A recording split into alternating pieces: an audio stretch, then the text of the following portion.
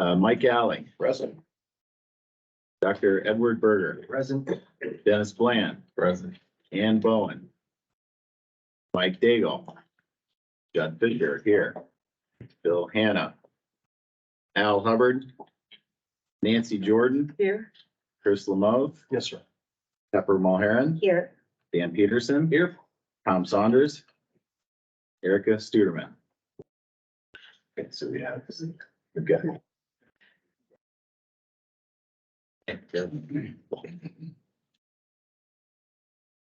We're pleased to be here at Purdue University, Fort Wayne this morning. I would like to thank our institution partners and to Chancellor Elsenbaumer for hosting us today. Just a few notes from me today. At the January Commission meeting, we had the provide an update on the Department of Education's GPS dashboards.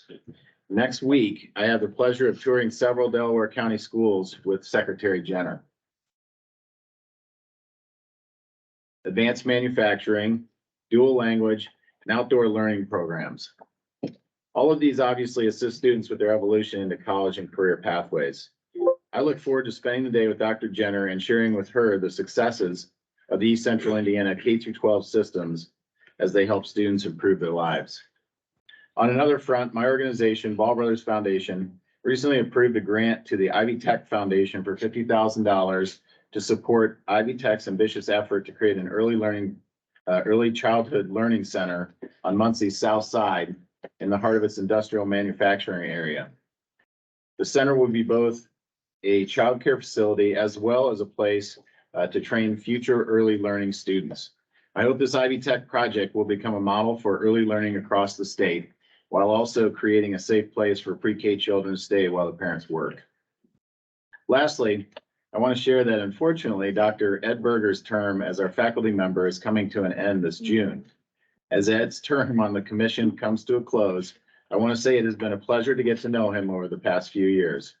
Ed is extremely intuitive and has always asked great questions that have led to a better understanding of subject matter, making it easier to progress in our commission duties. We have a resolution honoring Ed for his service. I'd like to ask Dennis to read it for us. Thank you very much, and it's my honor to read the resolution that reads as thus. Resolution honoring Ed Berger, May 18, 2023. Whereas Dr. Ed Berger provided strong faculty representation to the Commission for Higher Education since its appointment on July 1st, 2021. And whereas Ed was actively engaged in the development of the commission's budget recommendation for the 2023 to 25 biennium, and whereas Professor Berger participated in the 2022 and 23 H. Kent Weldon conferences for higher education, and whereas during this time, Dr. Berger discharged his duties with distinction and impartially advocated for the students and faculty at Indiana's public institutions with respect to matters related to diversity, equity, and inclusion. And whereas he successfully planned and hosted the well-received and most heavily attended faculty leadership conference in February of this year entitled Student Engagement, addressing student engagement for academic success and career readiness. And whereas they had participated in the selection of both the winner of the finalists that co-faculty Community Engagement Award, which were given for the third time in February at the faculty conference. And whereas Ed has the unique distinction of serving as the first faculty representative to chair the Academic Affairs and Quality Committee for the entire time he served on the commission.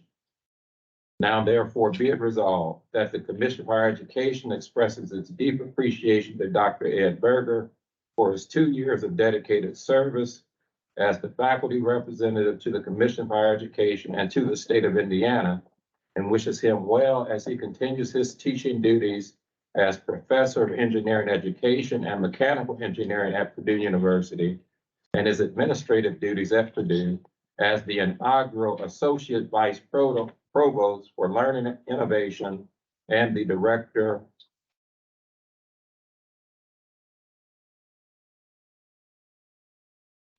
Move resolution. Second. All those in favor? Aye. All those opposed? Okay, resolution.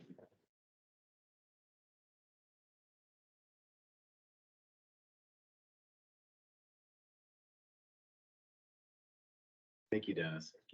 Applications for the faculty position have been collected. Committee of institutional representatives will review those applications and make recommendations to the governor for an appointment soon. And Ed, we are sorry to see you go. Thank you. Thank you. But I will now ask Dr. Ronald L. Elsenbaumer, the Chancellor of Purdue University, Fort Wayne, to address the group today.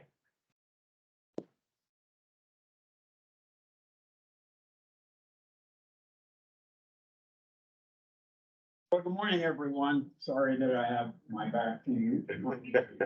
But I want to again welcome everyone.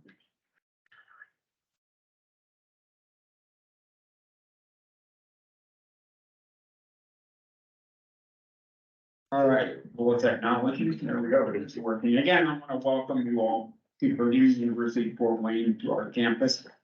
We certainly wish you have a wonderful day today, great meeting. And hopefully everything that you need will be taken care of while you're here. I want to again thank all of those of you who were able to attend our dinner last night. I think we had a very enjoyable dinner, great way to meet and greet all of you and many of our guests as well. I also want to give a big shout out here to Vice Chancellor Deborah Garrison from IU Fort Wayne. Deborah, there she is, she's our partner. Maybe you'll hear a little bit more from me this afternoon and certainly hear a little bit more about how the IU Fort Wayne and the Purdue Fort Wayne students here really coexist on our campus and how well it's actually working. So I hopefully I get an opportunity to share with you as well. And Ed, congratulations to you. I understand you're from Pennsylvania. I am. And very close to where I'm from as well. So we had a great conversation. Ended up over here in Indiana, but it's been a great place for both of us, obviously. I just want to wish you again a great meeting this morning and welcome. We hope you get to enjoy our campus. If you get a little tired and you want to walk around, you look outside, there's some wonderful Adirondacks here, right? On the green space and take a little bit of time to relax as well. Again, welcome. Thank you so much for choosing our campus for your meeting. And have a great day.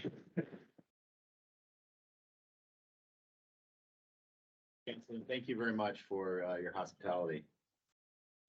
Commissioner, it's all yours. Okay, thank you, Mr. Chairman.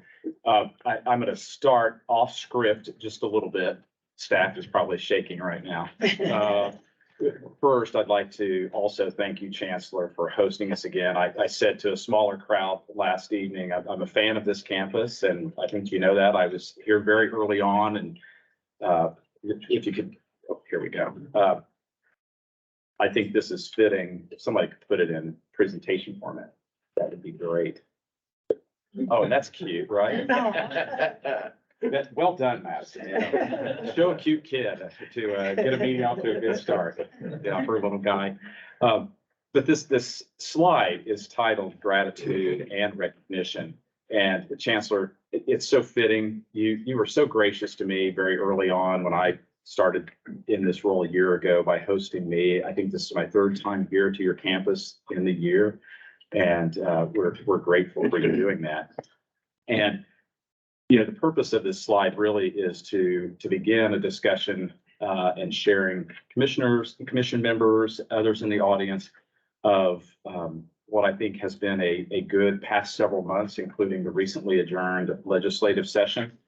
And in that, Ed, you're not off the hook for the resolution. There's a little bit more we should do, including asking you to say a few words in a minute. I'll give you time to think while I talk. You know, in this list, you'll see recognition of our commission members who, for those of you in the audience who don't know this, they are terrific. When I send a text message or an email at a weird time of day or weekend or what have you, And it's been the same for folks represented by the other bullet points there, members of the legislature, higher education institutions, our Pentagon partners. Some of us were talking late last evening on a rooftop about how that Pentagon partnership might really become transformative for our state. I'm hopeful of that. And of course, I'd be remiss if I didn't recognize the CHE team, who I've said it before, and I mean it, for some reason they put up with me. But they deserve great credit for, I'll use his words, what the governor referred to as a historic legislative session for higher education. So in this, higher education institutions and our partnerships, those of you who don't know, I look at this list of partners, folks for whom I have some great gratitude in this work. And I think of folks on this list as my 6 to 12 people. We know we can reach each other between 6 and 12 a.m. and midnight. And it seems so fitting because the black and gold and the cream and crimson, I'll let you all in on a secret now, were represented by the last emails last evening. Thank you, Carolyn Gentle-Genety from IU, and the first one of the day from Dr. Ed Burger. They were both very close to midnight and 6 a.m., by the way. But I think those are the kinds of partnerships and relationships we have to have in this work. We have work to do, and progress is being made. Ed Burger, you have been a big part of that. I said it at the Weldon Conference. You showed me grace along the way, and you've also, much more importantly, led in this work. And we would welcome you to make some comments if you would be so kind as to do so. Sure. I appreciate the opportunity to say thank you to all those of you in the room for, kind of welcoming me into this role. I echo what you just said about the commission members and the commission staff, who are top notch from top to bottom, so to speak. And so it's been really wonderful and meaningful for me to step into the role and play the role for a while. And as I said at the beginning of the taking on this role and having this sort of position in these conversations has made me a better faculty member and a better administrator, because I have a deeper understanding of how higher education really works.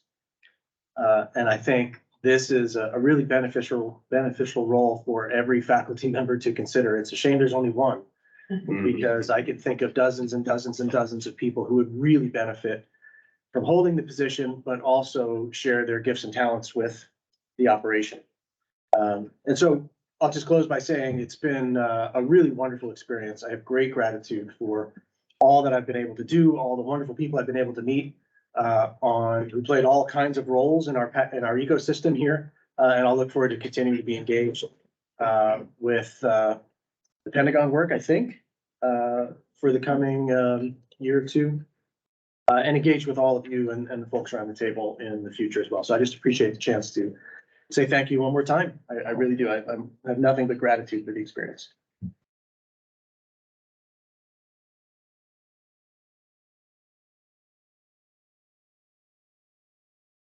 Would tell us we had a pretty decent 4 months or so lobbying, if you will. Maybe I'm not supposed to use that Yeah, word. well, it comes up on my phone, so I'm good. Hang on a second. We'd welcome those of you on the phone to mute if you could. Thank you. There was a bit of him to indeed remain involved, whether it's with Pentagon or someplace else that you would like to do so. So thank you all. I also would like to, stepping from the last bullet point of the previous slide, talking especially for commission members, some folks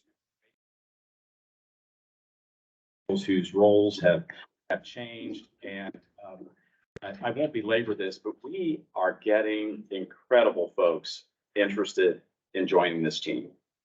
As I look at, you know what, I'll ask each of you when I get to your bullet point, if you don't mind rising for a minute so we can wave hi to you. Michaela Mitchell, who has recently joined us, Very good. You can see Director of K-12 Implementation. Thank you. Hillary Deardor. Thank you. I'm going to go to this, and Allison Keir, who we have asked to be our Associate Commissioner for Communications and Marketing. We'll go to the next slide here in a sec. Yeah, we'll go ahead to the next slide here too. Aaron Olson. I wasn't sure who all was going to be able to be here today, and I'm so glad. And then Eric, was Eric able to join us? He's home down the board. I was gonna say, somebody's gotta run the place, right? Yeah. And commission members, what I was shared with you, and I was just a few days ago sharing this with the governor's office, that while oftentimes positions are posted and a handful of people apply, I think for all of these positions, the number of people who applied ranges between 50 and 80 for these roles. Okay. And part of what I just have such great pride in our team for is that each one of these folks also considers herself or himself a recruiter for our team. And just seeking, top talent, the 6 folks we just talked briefly about represent that. They're smart, hardworking, they care about this mission. And I'm delighted they picked us. And I hope commission members, you'll get a chance, if you don't know them, to get to know them during the break. And over the many years, they've all promised to stay with us. Yes. Yeah. Well, we'll move on, and I'll try to make this brief. We thought this packet might help all of you also as you leave here today to talk about what we have been discussing over the past several months. This slide, you've seen some variation of this. My hope is something like 112 times now, so that looks very familiar. But it speaks to those challenges and quantifying those, but we hope in a way that we can see the opportunities that exist within it. We started talking last June 8th about the challenges with the declining going rate and what that meant. The college going rate for youth, for adults. We've talked a lot about completion, and we've seen improvement, but not enough. Pleased, but not satisfied. And then, of course, retention of our graduates. We're 14th best, as even the speaker noted on opening day at the legislature. We're 14th best at bringing students from out of state here, talent wanting to come to our institutions, but 40th in retaining. Those things, as you well, and the strategy we've been deploying. In the upper right-hand corner, the latest numbers from Lumina, about which we're very encouraged when we look at all post-secondary attainment, and again, these are Lumina's numbers, we're now 24th. As a reminder, essentially all of the movement we have made in our ranking as a state has come in the sub-associate degree space. We understand that. And so we know where we need to continue to push. And with bachelor's degrees and up, which is what the Lumina Foundation originally measured, we're at 43rd in the nation. So we know our challenge. And I think the strategy and agenda we've been putting forth, and that has, I'll knock on wood, I believe, resonated, are the solutions that we've been talking about with all of you and that you pushed us to think about. This is a little hard to see on the screen. You've certainly got the notes in front of you. But as we think about enrollment, what we tried to do is place this in an order that, again, whether you're, perhaps asked to speak to a group or just in your own circles, you could literally use this material to speak about what the priorities are. We always talk about improving affordability for education and training beyond high school, increasing access specifically for low-income minority first-generation students, and of course, supporting of populations that we have identified like veterans, those with disabilities, the justice involved. That has translated, again, this is all a repeat, but what we wanted to do was consolidate this for easy reference, whether that's somebody in the audience, one of you, the media, or someone else. resulted in these actions. You know, the outcomes-based performance funding formula, which you endorsed some months ago, focusing on the enrollment side, 15% of that total being toward enrollment. We have a note in here too. I think you all know this. Just at the base funding level, not counting the 21st Century Scholar expansion, Workforce Ready grants, and so forth, higher education received 10% new funding this year. And not losing sight of performance funding, 5% of it is in base and 5% of it is in performance funding, the legacy and the prospective. But within that then, 15% toward focus on enrollment. Of course, you know this, the 21st Century Scholars Auto-Enroll Program, the Frank Bannon expansion that occurred, I think that was in October with the blessing of the State Budget Committee. FAFSA completion requirement, I think, Josh, we're the 6th state now in the nation to formally adopt it or have it signed into law. Yeah. Still top 10. Yeah. Yeah. Many of these you're going to hear more about today. Expansion of the Indiana College Core, which is just grants, credit for prior learning focus, and of course, minority first generation scholarships. These are big pieces of legislation. You know, the 21st Century Scholars auto-enroll literally hadn't been tried in the past. Just the FAFSA, I think you all know this, had been tried and failed within one house. What I think is so important about this legislation, and a few of us have talked about this, is these bills receive wide bipartisan support. I think in the instance of FAFSA in the 21st century, there might have been a stray vote in the House, a stray vote in the Senate, maybe in a committee, maybe on the floor against these bills, but for a vote here or there, unanimous, bipartisan. And I think looking at that last slide,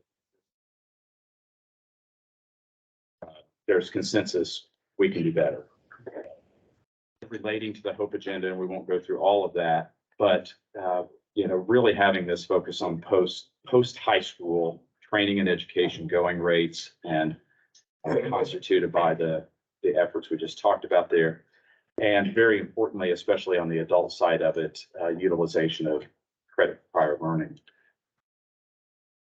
On the completion side, you know, some very specific areas of this, we were pushed by members of the legislature to lean into that. And we think it's appropriate. 21st Century Scholars have been improving their rates of completion as an example. But again, we would say we're pleased and not satisfied. So we are focusing on that. Intentionally, you know, moving to improve the attainment of associates, bachelors, and higher. You recall the first slide, 43rd overall in those categories. And then ensuring that students do complete post-secondary. As you shift to the second column, that is why 70% of performance funding for this upcoming biennium will remain on completions. It's critically important. And with that, and I won't go through all of those, in addition to the outcomes-based performance funding formula, those other things that are listed there, most of which were on the previous page, help a student to complete. If they come to college with that block of 30 hours like the Indiana College Core, we know they have a much higher likelihood of persisting and then completing. If they know that the Frank Bannon scholarship is there to help those low to middle income students with their financial need, they're much more likely to persist and complete. So with each one of those, the last bullet point here is different than the previous slide. And Michelle and others will probably talk about it, if not today, at a later date. We are reallocating our resources. 21st Century Scholars is the perfect example. FAFSA is the perfect example. We don't have to essentially go out and sell someone to do this. We get to help them make sure they're successful because that's going to be automatic now. Retaining talent in the right-hand column. I'm sorry. At the HOPE agenda, looking at the post-secondary attainment again of populations like veterans, those with disabilities, those who are justice involved, and that all Hoosiers who move toward post-secondary training and education are successful. It's just unacceptable for a student to go, to try, and then ultimately leave with no credential but debt. We're convinced that these types of programs, the shift in focus to success, Michelle and Stacy and others are putting a lot of resources toward helping the student then to be successful, not just get them signed up. The last of these slides, and then I'll wrap it up here quickly, is that end of the pipe where we think about human capital, talent development in our state. And that is being really intentional about getting students in front of Hoosier employers and Hoosier employers in front of students. We've said this before, that when this dialogue began probably 10 or 11 months ago with institution leaders, I wouldn't have bet anyone where this conversation would go. And I know one university president who called me on election day to tell me it was one of her best days since joining that large institution. But this is a part of one of the three pillars of that institution. Presidents and their teams are leaning into this. And talking about, some of us were talking last night on the rooftop last evening about relationships. And leaning into an understanding that there have to be great relationships between our institutions, with our employers, creating an army of 4,000 alumni in the state to work with the students, to work with employers. So within that, it's not huge, but 15% of the performance funding formula is geared toward doing exactly that. Coupling up with that, we've been developing partnerships with the Indiana Economic Development Corporation, the Indiana Destination Development Corporation. Frankly, anyone who will partner. Melissa, who may not be here today, from Greater Fort Wayne, who we talked with last evening. Carolyn, she actually emailed me right before you did, so you were the last email last evening. But those are the kind of partnerships that we'll need in order to retain that talent. Last evening, as we were doing our tour, Kim was talking with us about the fact that just the other day, 200 students graduated from this campus in computer science. My first question was, and how many of them are sticking around? And she said, almost all of them. We want that. So retaining talent, really thinking in terms of economic and social mobility and prosperity, and strengthening our human capital capabilities and availability. Lastly, and Mr. Chairman, I'll be quiet then, and the kind of questions, comments that anybody might have. But these are things that we talked about a few weeks ago at the State of Higher Ed address. And at the 50,000 view, it's a challenge to all of us. It's a challenge to me, to our team, to every person in this room, every person who was on that first page of the partners who are making this work possible, to think of ourselves in terms of the top 10 state. We are top 10 in regulatory environment to start a business. We're top 10 in tax structure. We are top 10 in infrastructure, top 10 in business-friendly states, and we can be top 10 in these types of measures too. The college going rate, completion rates, engaging our veterans, those with disabilities, the justice involved, getting them back into society, being the leader in credit for prior learning, helping Hoosiers successfully complete in that chosen field of study, which we hope has a robust tie, institutions, to what the economy and the employers need, retaining that talent, and in measurable ways, really thinking about economic and social mobility in our state. And as the wealth creators grow organically here and expand their enterprises, or whether it's as we are trying to attract those investors along with our friends at IEDC and institutions and elsewhere, that we've got the human capital today and tomorrow to have the kind of growth that we know is possible in the state. Top 10, our team and I talk about that all the time. Let's be a top 10 state in each of these areas. Each of these things are possible. I would close by saying, I think that our governor and our legislative leaders and members leaned into it this year. And the conversations prior to, during, and even since then, I would share that I am absolutely certain the commitment is there on the part of all of those folks. And I am grateful for the heavy lifting they did, again, along with many people in this room in the last several months. Mr. Chairman, that's all I've got now. Thank you. Go ahead, Chris. Could I just make one comment at the risk of being the broken record? Oh, never mind. I am the broken record. When I look at aspirational goals like this, and we've talked about this, but not with the clarity that you've laid out, Commissioner. One of the things that I am really deeply concerned about is the declining quality of both the K-12 and higher education, not just in our own state, but nationally. And it's great to have the goals that we've laid out there, but if they're without the context of improving quality, then it's meaningless. And I'm concerned about that because if you look at the data over the last 20 or 30 years, there has been a decline in quality in both. In our own state, we've kind of dummied down our testing and our expectations for students going into higher education.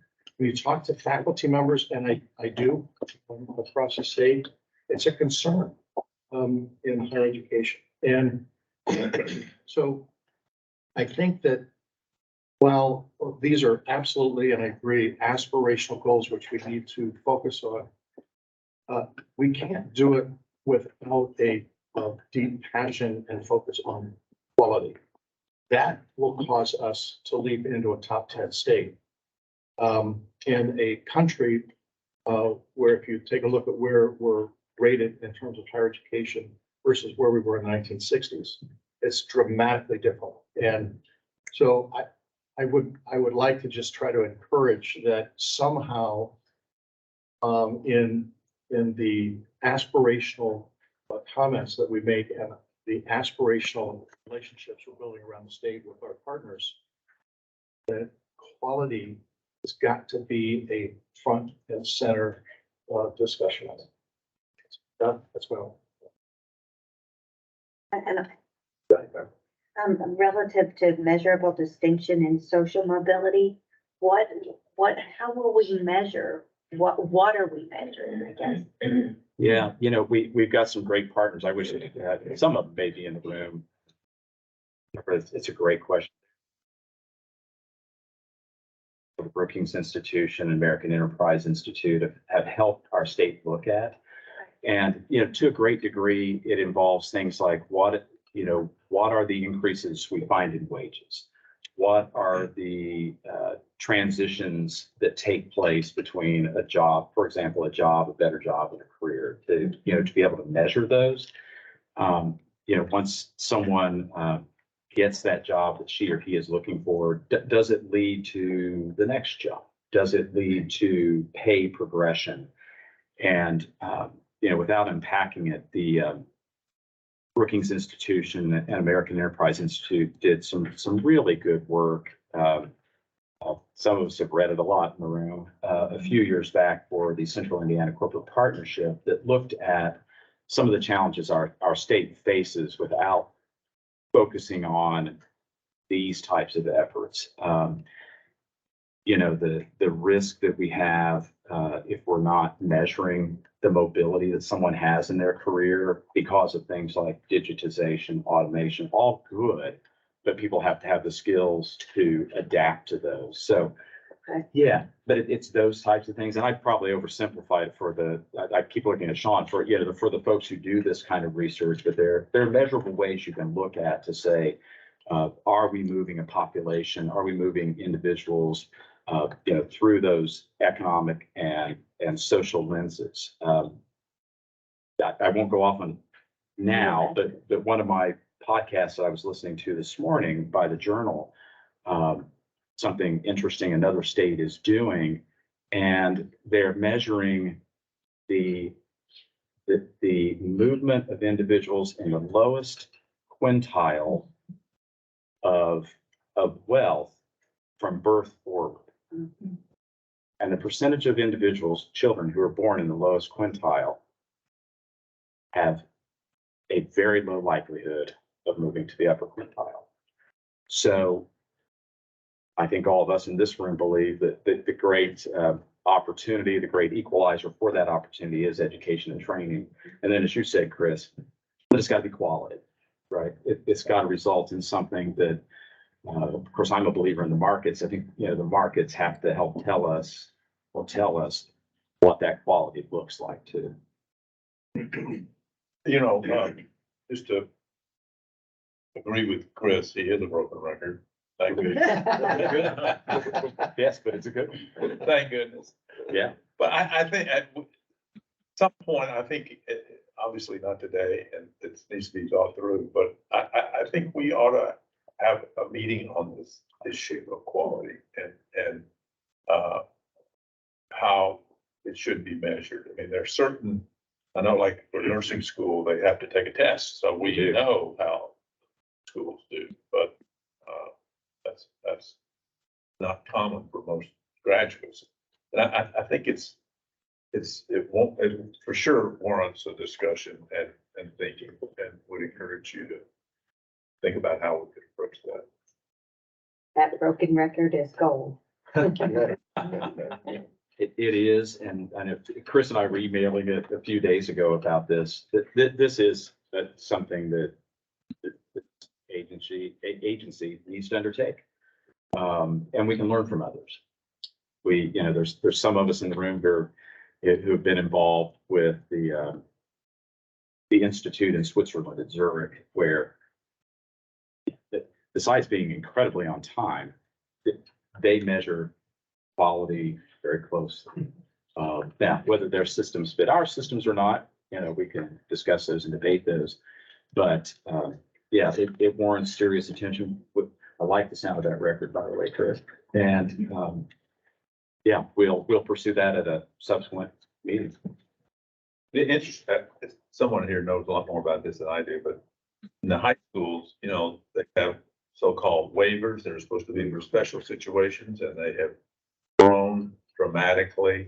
And in order for high school administrators to brag about their graduation rates, and Bob Bainey tried to address that with legislation, and I think he did.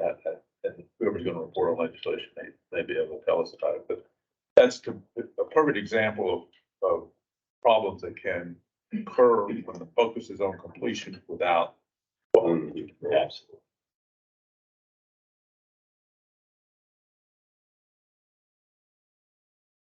Okay. Good discussion. All right, everyone, your agenda book contains minutes from our last meeting for your approval. Can I have a motion? So moved. Second. Motion and a second. All in favor? Aye.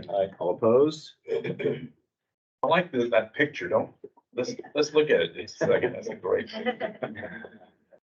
Where is it? Oh. There he is. There.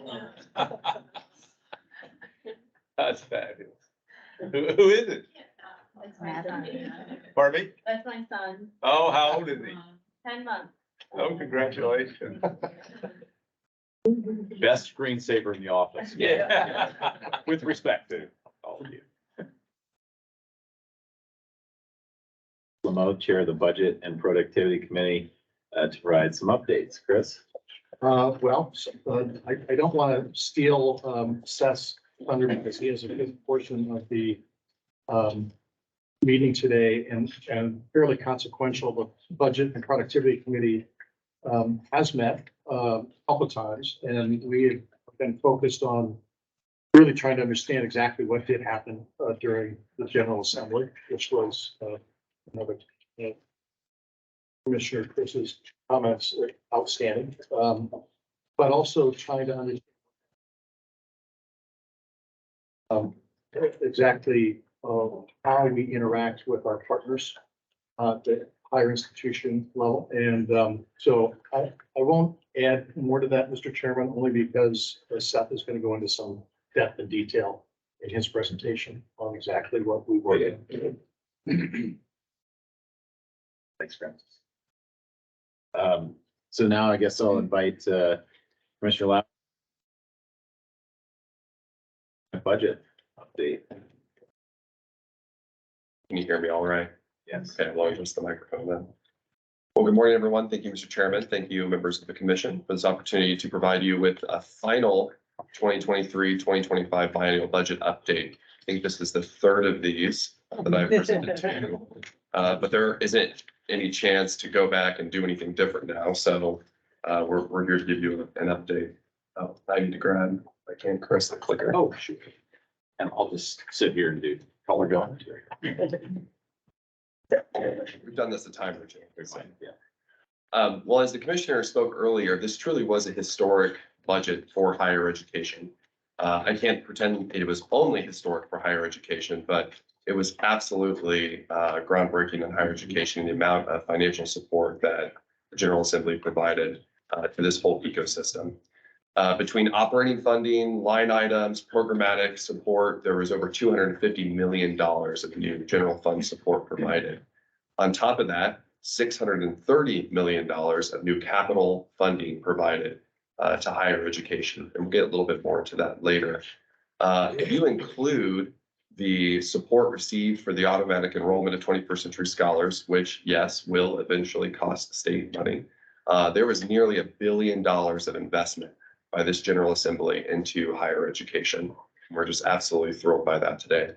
One other really important thing to note is that the ongoing operating support for our institutions will be somewhere in the range of $130 million more 2 years from now than it is today. And we think that that's very important too, as work. Speaking of operating funding at the institutions, we did end up at 4% and 6% new money, or $130 million over the biennium above fiscal 23 appropriation levels. As Commissioner Lowry mentioned earlier, half of this is in a base adjustment for the institutions in recognition of dramatic inflationary cost increases that they've seen, while half of this is in performance funding. 1% in each year of that performance funding goes through the legacy model, which we've spent time talking about past meetings. And 1% and then an additional 1% in the second year of the biennium goes into the new prospective performance funding formula, which will actually have a presentation after this one just solely on that topic. We also, something to point out is there was no prospective funding provided to what was or is IUPUI, soon to be IU, Indianapolis, and Purdue in Indianapolis. However, there were other operating dollars provided to support those two institutions. The General Assembly fully supported the Commission's recommendations for dual credit and our R&R formula, which is the first time that has happened in several years. We're thrilled by that. Total about $13 million, $3 million of which is dual credit funding, which, as a reminder, goes to the institutions to support their work with our K-12 partners, and then $10 million to that R&R funding. And I really can't stress enough the assets that the state has provided for them in the past. IU and Purdue were both provided with $10 million in one-time transition operating funding in fiscal 24. And that'll be met with ongoing operating support received in fiscal 25 after the separation. Purdue Indianapolis is going to receive $17 million, and IU Indianapolis will receive a total adjustment over this biennium of just under $10 million in new operating. So both those campuses will be provided with a very strong first step into this really new landscape that we're going to be existing in a couple of years. The Purdue Ag Research and Extension received a $225,000 increase. The Animal Disease Diagnostic Laboratory, which we spoke about at our last meeting, did ultimately receive a $1.3 million operating increase, as well as some capital that we'll talk about in just a moment. Seth, before you go to the next slide, if you don't mind going back for a second, I want to use the first bullet point and specifically dual credit for commission members as an example of someplace where alignment, I think, was really shining well. And if I think of it like a triangle, where the alignment occurred was with our higher education institution partners who are offering dual credit, with our K-12 partners, specifically Secretary Jenner and her team, and CHE.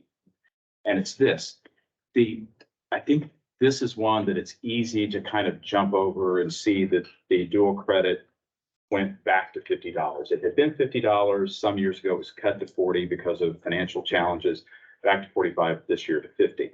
The difference was an alignment with all of those groups, specifically on outcomes and very specifically the Indiana College Core.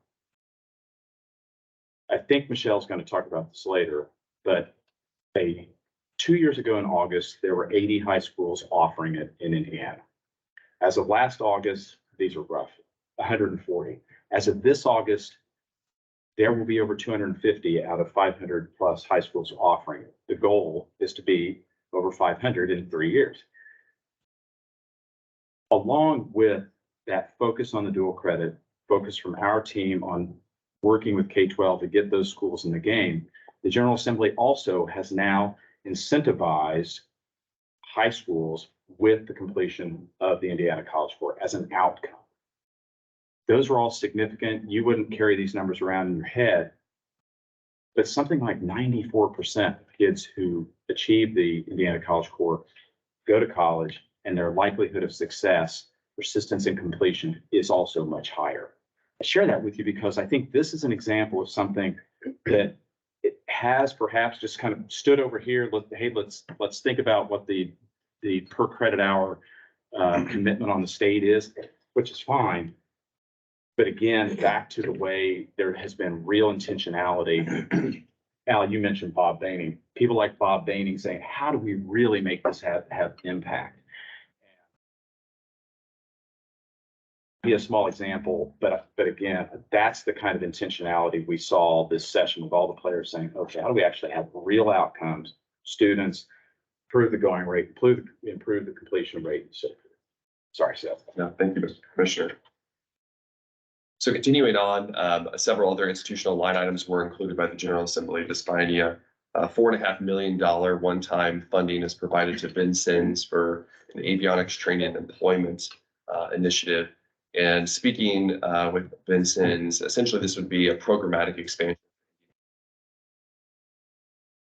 Aviation maintenance. There's a lot of private sector growth in this area that we're hoping and looking forward to seeing in the coming years and months in Indianapolis. And this will provide Vincennes with the opportunity to grow to meet that demand in a very high wage, high demand field. Additionally, Ivy Tech received $9 million for their nursing expansion. As a reminder, we heard from Ivy Tech last fall about their desire to grow their nursing program, I believe is 33%, which will represent over 600 new nursing students going through the program each year. And so they did receive support from the General Assembly. And then additionally, as we talked about our last meeting, University of Southern Indiana received $600,000 per year for their early college bridge program, which is exactly what it sounds like. It's a transitionary program that includes housing, specific programming, and then academic support for students, specifically low-income students, first-generation students, and those who need additional support to make them more successful. As Seth goes to the next slide, two quick things. In looking at the line items that legislators chose to fund, certainly they were not part, but that the institutions did, legislature was receptive to. In reviewing all of those and watching them, I think it's important to note that they're very much tied to economic outcomes. Whether it's the shortage in nursing that we have, whether it's BU and avionics work that they also do in conjunction with Purdue Polytech. There was that clear link, and frankly, I think the legislature was, members of the legislature were really focused on that. And then a much smaller point on this, I had the privilege a week ago on Sunday to give the commencement address at the BU Purdue Polytech aviation location. I will just say this, it's really cool getting a commencement address in front of a jet. But it was also really great to be there because these women and men, have completed their bachelor's degree. They all have really good jobs waiting on them. I think our median wage in Indiana, Sean, right now is right at $40,000. And these folks were all telling me of the $80,000, $90,000 and $100,000 jobs they've got. So anyway. Well, and two items that I failed to mention earlier that I think also provide some context to this budget discussion is the April forecast came in with roughly $1.5 billion of additional state revenue available to the General Assembly. They maintained a very healthy reserve in the final budget. And so, there's no concerns there, but the simple reality is we went from an $18 billion a year budget to a $22 billion per year budget. And that's where a lot of this, I think, additional opportunity for support came from. But one thing I will note, I'll add my own color commentary if I may, Commissioner, is there was additional revenues that came in 2021 as well. There was $2 billion of new revenue that came in the April forecast in 2021. And higher education did not see the same outcomes then that they saw this session. And so we've seen a very clear response from the General Assembly to support the work that we're doing at the institutions are doing. I mentioned earlier capital, but I want to spend a little more time on this. The General Assembly did support the Commission's recommendation to fund each institution's #1 capital project, which was just shy of $500 million. They actually cash funded all of these capital projects with current fiscal year dollars. And so be prepared to see a considerable number of projects come through in the next several commission meetings from the institutions. IU and Purdue Indianapolis each received $60 million for the Indianapolis capital expansion investment. It is not 100% clear to me yet on what the full picture of that will look like, the total cost piece, but that essentially represents, I think, the way the General Assembly referred to it as a down payment on those projects and on those investments. $9.8 million to IU, $4.2 million to Purdue for regional deferred maintenance at campuses such as the one we're at today. And that's a nearly $2.5 million increase over what was provided last biennium for these biennial maintenance funds. $15 million for Purdue Fort Wayne for the Reinhardt Music Center addition. So if you were on the tour yesterday, you would have seen where that facility is going to be located. And we're very excited for that. And it sounds like it's going to be in strong partnership with the city, with industry here in Northeast Indiana. We look forward to, again, seeing that project and seeing more details of that project come before the commission at a future meeting. Purdue West Lafayette received, again, we talked about this in the last meeting, $5 million for the animal disease diagnostic laboratory capital improvements. That was not the full amount that they sought. And so we'll have to wait and see what the other funding for that investment, how it materializes. And then finally, I mentioned this earlier, but all of these projects, $630 million of projects, were cash funded. And all of them except the regional R&R deferred maintenance projects were funded for current fiscal year. And so I think you're going to see very quick movement on these projects in the months to come. Lastly, but certainly not least importantly, the commission's budget and financial aid.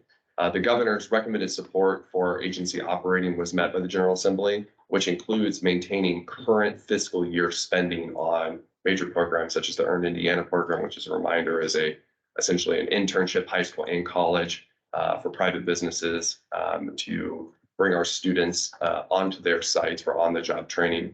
Workforce Ready grants.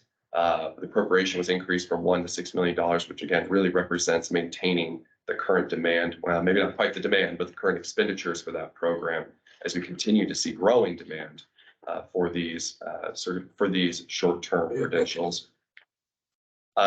Josh is going to talk a little bit more about this later, but I'll let your appetite a little bit. There was incredible support for the teacher preparation program scholarships.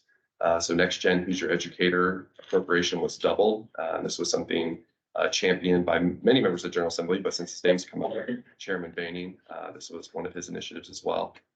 We increased the minority student teaching stipend program, as well as created a new next generation minority educator scholarship program for $600,000. And then finally, very important to me, several of our administrative funds were restored to their pre-pandemic cuts from the 2021 budget, as well as consolidating several of our administrative funds for, frankly, ease of use and trying to reduce the number of pages in the budget bill. We saw that happen to another number of state entities throughout the budget. As Seth goes to the next slide, I'll use another bullet point on here as an example of the direction we're going. And we have a good sample in this. Alan, looking over at you again, that you and others I know have been involved with workforce ready grants over the years. Not to say others haven't, I just, you know, spent a lot of time talking about it. That's an example, I think, of where we've been able to, General Assembly and others, look at and say, this is an investment that we can show return on and also leverage.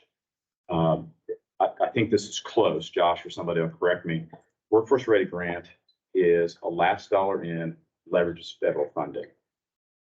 We get approximately $5 in federal funds for every dollar we spend. So think of the 6 million as more like 30 million. Then beyond that, we're measuring the wages, the wage change 1 year out for those folks. I think the 1 year change last I looked is 6,800. But what we're able to start doing, back to your question, Pepper, in looking at that economic mobility, we know who these folks are. And we can see the trajectory of their wages and so forth through UI data. Those are the ways that we can ultimately start thinking about, back to your record, Chris. Yeah, what is quality, and does the marketplace see quality?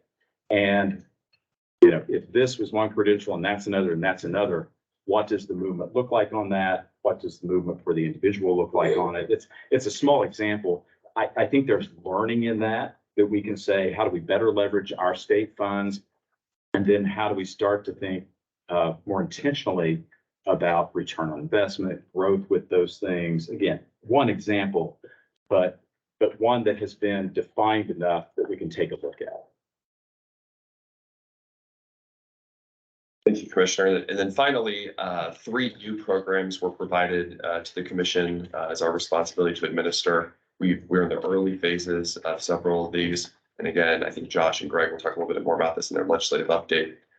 There is a new $2.5 million a year line item for Martin University in partnership with the Commission. And so we've begun communicating with them on what exactly that will look like.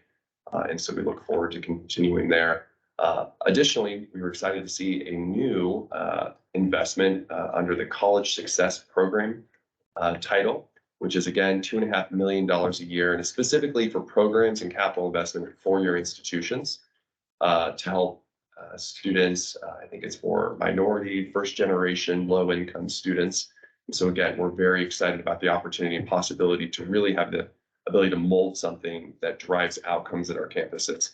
One of the conversations that came up several times during this legislative session was surrounding 21st century scholars outcomes. We spent a great deal of time with legislators discussing this topic. Commissioner Jordan, I mean, the number of times we talked about this with several key members who are engaged in this topic. And we really see this College Success Program as one of the incredibly unique ways we can be innovative in targeting success of students once they get to the college campus. And so again, it's part of this overarching movement away from spending administrative resources, finding students and signing them up, and repurposing those resources to ensuring they're successful and providing them the support they need while they're here on the campus. And then finally, the Heartland Anderson Scholars House, $2 million in one-time funding. We're still working through this one as well. There was legislation that paired alongside of this that did not make it across the full finish line. And so we're still working through exactly what the legislative intent is with this language and make sure that we properly administer it. So we'll have more updates for you on that in the future as well. Happy to take any questions. Any questions? Okay. Well, we're going to roll on again with you, Seth, and Commissioner Lowry, to present the update on the 2023-2025 outcomes-based performance funding. And I'm not sure if you don't say something a little bit why we're doing this again, because I was a little confused when I got the agenda. So. Yeah, and so all of you will probably, as we go through this, recognize every bit of what we're going to be talking about here. That's certainly the hope that the evolution of coming to this new view, we have the legacy. Now we have the perspective, the transition that's taking place, looking at what the model is, the metrics that go along with it. And principally, Mr. Chair, it's driven by what the legislature is requiring of us and then hence you as commission members to formally adopt following the legislative actions that they finished with on the 28th. That's pretty close, Seth? You nailed it. Okay. Yeah. Thank you. So some of this, yeah, virtually all of this you have talked about, from the metrics to the 15, 70, 15 weighting and so forth. But we're just making sure, down to not just the letter, but the spirit of what they've asked us to do, that we take that. Well, thank you, Mr. Chairman, Commissioner, members of the commission. With that in mind, I will try to move through this fairly quickly, especially over those components which are not new, especially over those components which this body has voted on in the past. But I do think it's important to walk through one, what occurred in the budget bill with regards to outcomes-based performance funding, the specific language that was included in that. Talk to you about the timeline that we're operating under in response to that legislation, as well as the new components, which there are a few new components that we can talk about today. Specifically, most importantly of which is the separation of Ivy Tech from the formula as called for by legislation, and we'll get into that. So I want to go over an overview of what the formula is, remind the members, and like I said, I'll keep this very brief, as well as remind you of the metrics, which we've talked about in the past. Talk a little bit about the language in the budget bills relates to Ivy Tech and where we've landed with Ivy Tech for this biennia. Talk to you about the goal setting process, what we discussed at our last meeting, which was this fiscal 24 plan submission process. One of the items you should have received in the last day or so is a memo, essentially, which we recommend providing to the institutions, which outlines what we expect from them in this plan submission process. We'll talk about the timeline and next steps. So as a reminder, what we're discussing today is the perspective formula, which is a forward-looking formula. It involves setting biennial goals for each institution, for each metric, and measuring those goals over the coming 2 years. Funding is awarded based on progress towards those goals. And so if you make 80% progress, you would receive 80% funding. What is earned in year 1 is also earned in year 2, with the opportunity to earn the remainder of those year 2 funds when that second year of data becomes available. And again, as we discussed in the last meeting, we're recommending that 24 be based off the submission of a plan, which outlines several key things we'll get into in just a moment. I won't go over this again, other than it is just important to continue to beat on why we broke up the formula the way we did, why the metrics are what they are, and we believe this is our way in which this body, the commission, can really challenge our institutions to address the talent pipeline in Indiana. So at a very high level, we talked about this before. One thing you'll note here now is we've tried to very clearly line up how each of these metrics is driving Indiana towards being the top 10 state in a given category. So for example, the metrics for enrollment is to become a top 10 state in post-high school training and education for youth, a top 10 state for training and education in adults. Completion, to increase not only that completion rate, but also that utilization of credit for prior learning, which we know is important to that adult completion category, which is the only new completion category, which we're talking about this biennium. And then the economic category, which broadly speaking, deals with making sure that we are retaining an ever-growing number of our graduates. I will continue to say this. It does not mean that the goal is that we will retain all of our graduates, but it's that we continue to raise the bar on the expectation of the institutions to work with students while they have them captive on their campuses for 2 to 4 to 5 to 6 years to make sure that when they leave, they know of the opportunities that exist in the state. And then also to maintain our commitment to research. You're going to hear a capital project after I'm done speaking for you today from Purdue University, which continues to drive home the importance of research. And the other item I'll add is last night I had a wonderful conversation with Commissioner Peterson about the importance of research. And we continue to have those conversations with the legislature, with business leaders, with the Permission Pentagon. And we believe it's important to continue to show this commitment. And as Seth gets ready to go to this next slide, our team, particularly Sean, pardon me, Sean and I have been involved a lot in this last year with IEDC, with the institution partners. I know all of us know this, but I think it bears saying it as often as we can and doing so publicly, that when our investors in the state are trying to, again, grow organically what they already have here, or when we're trying to acquire someone to come to the state, it's fair to say that most of these enterprises can do the calculation on what the incentives look like. They know what that equation looks like generally before you can tell them.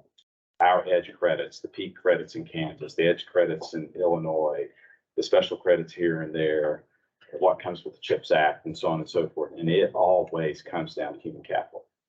And it always comes down to a projection of, hey, we'll be breaking ground and opening in 24 months. And this is the slope of the growth on this. And how many are you producing on an annual basis of this category? And then beyond that, as we know really well now, it's not just what we produce, but the degree to which we think there's a willingness to keep that talent here. I think we have to talk about that a lot because investors are expecting that from us, the human capital side of it. And again, Sean, you've probably been involved in more of those conversations now in the last 6 months than I have been. Right? That's what it comes down to, isn't it? Absolutely. Where's the talent? How close is it going to be to wherever an employer is going to land? And then what's the 10, 20, 30-year pipeline? You know, we're at part of the Purdue system, yesterday and today.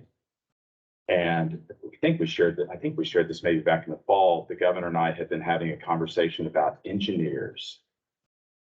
And his simple question was, how many engineers do we produce?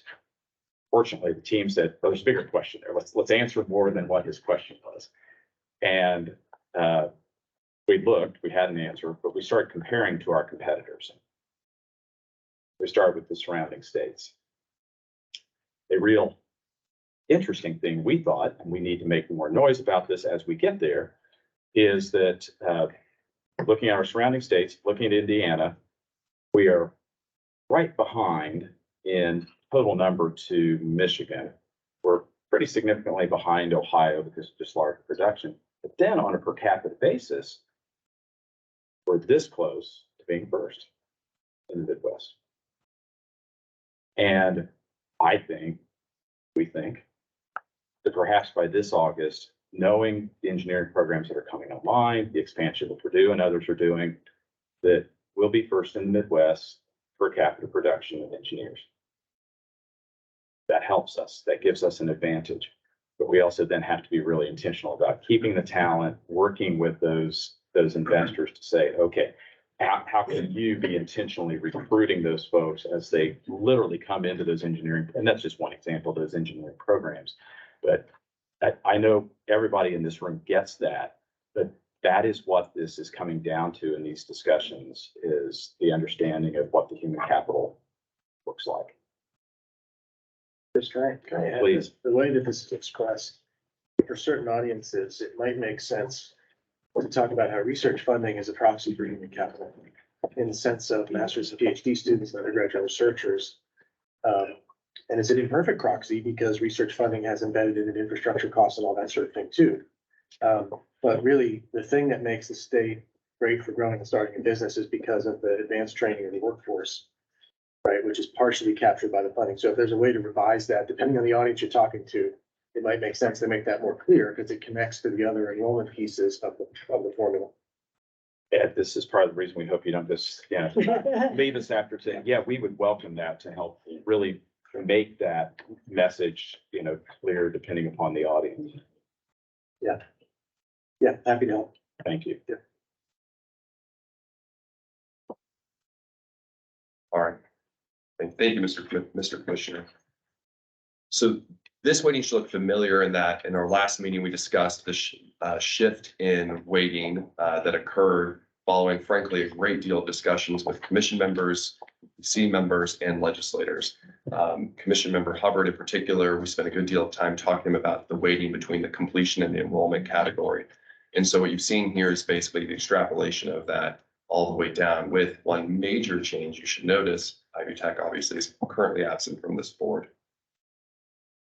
So speaking of Ivy Tech, the budget bill very expressly called for the commission to separate them from the funding formula. And actually it calls on us to create a separate funding formula for them. And that funding formula must do two things. It must align with the goals of the commission, and it must focus on employer needs, positive wage outcomes, and stackable credentials. And I'll get a little bit more into the timeline in just a minute. But what I will stress here is we were not given a lot of time to build something new. And so a lot of what you're going to see is borrowing from, frankly, data we have available with a pretty noticeable caveat to that in partnership with Ivy Tech and wanting to honor the language in the budget bill. But we are definitely committed to this, to working on this, not just this biennium, but in future biennia, and continue to make sure that we're following through with legislative intent.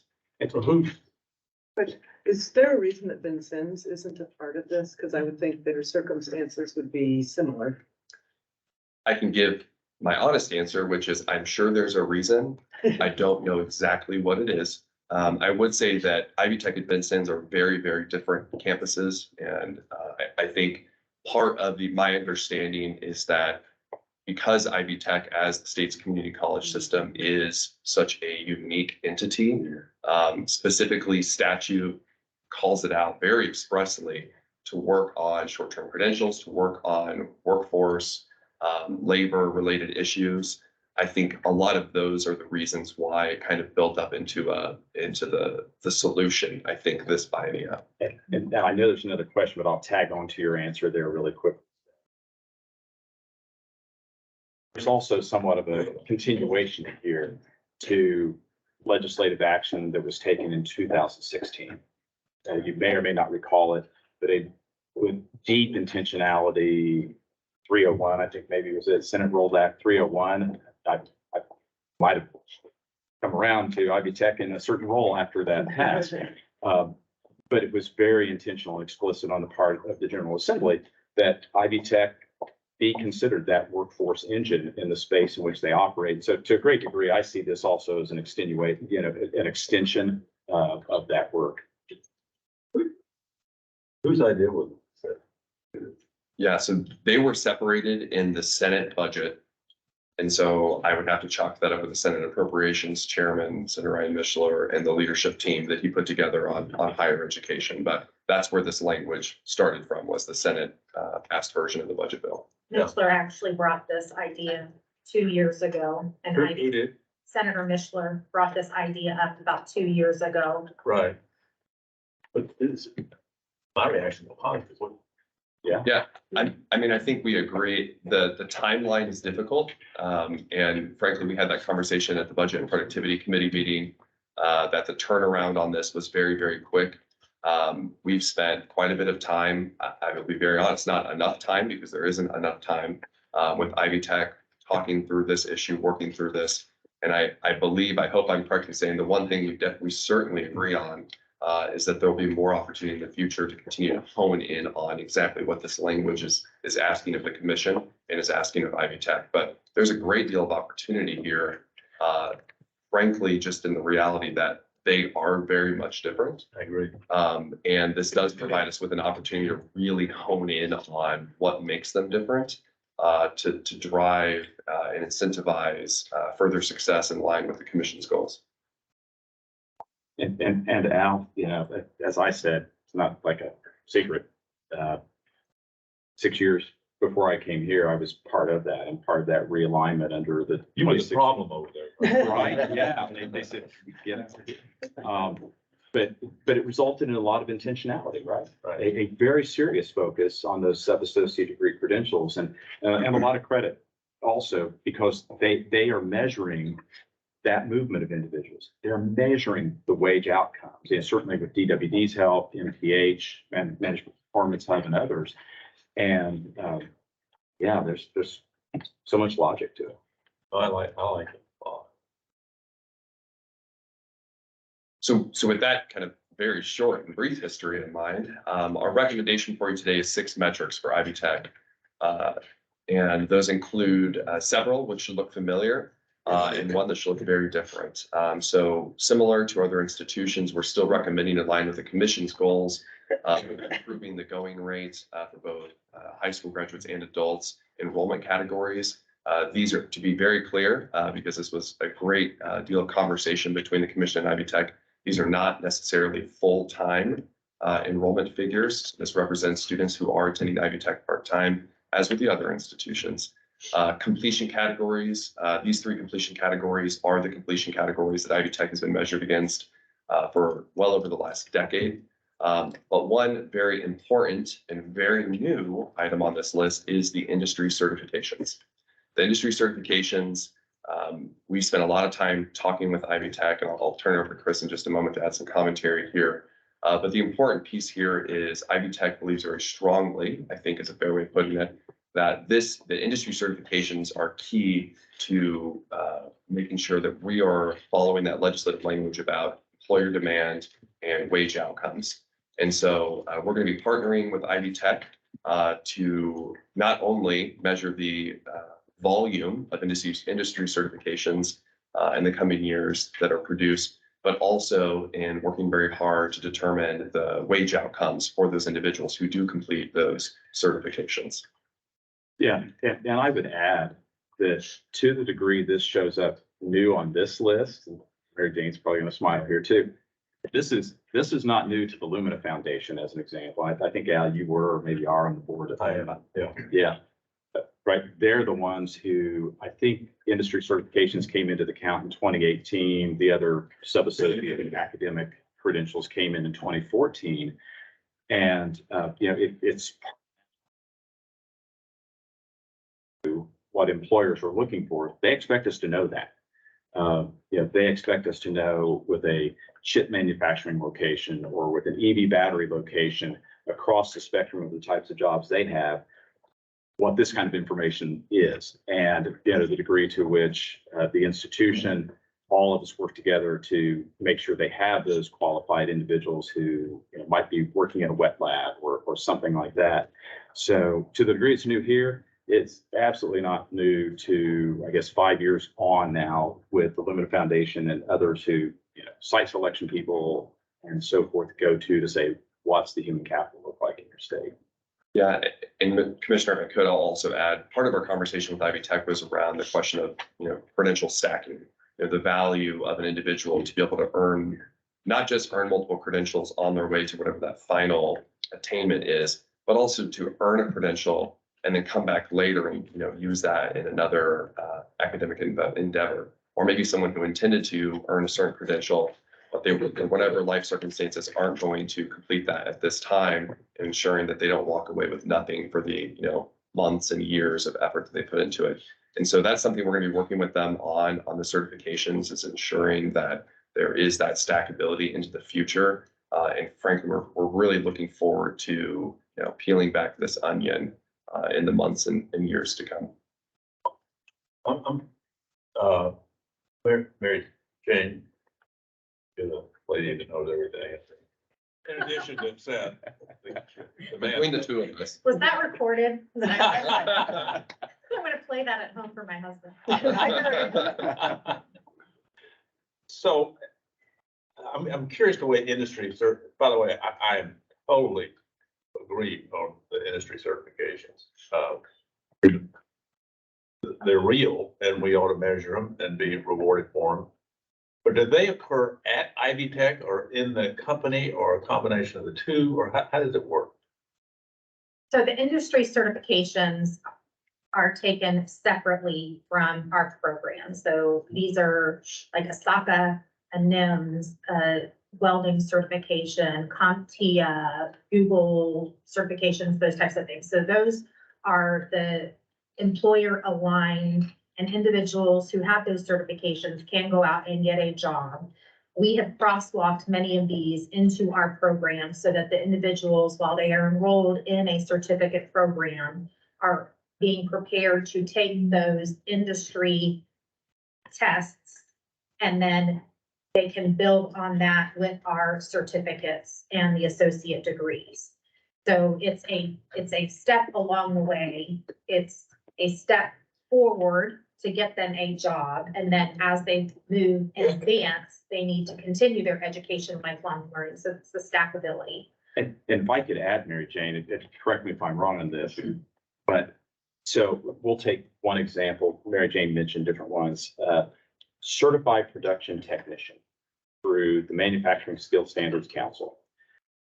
One of us could go there soon, I'm sure, and take a non-credit course to get that certification.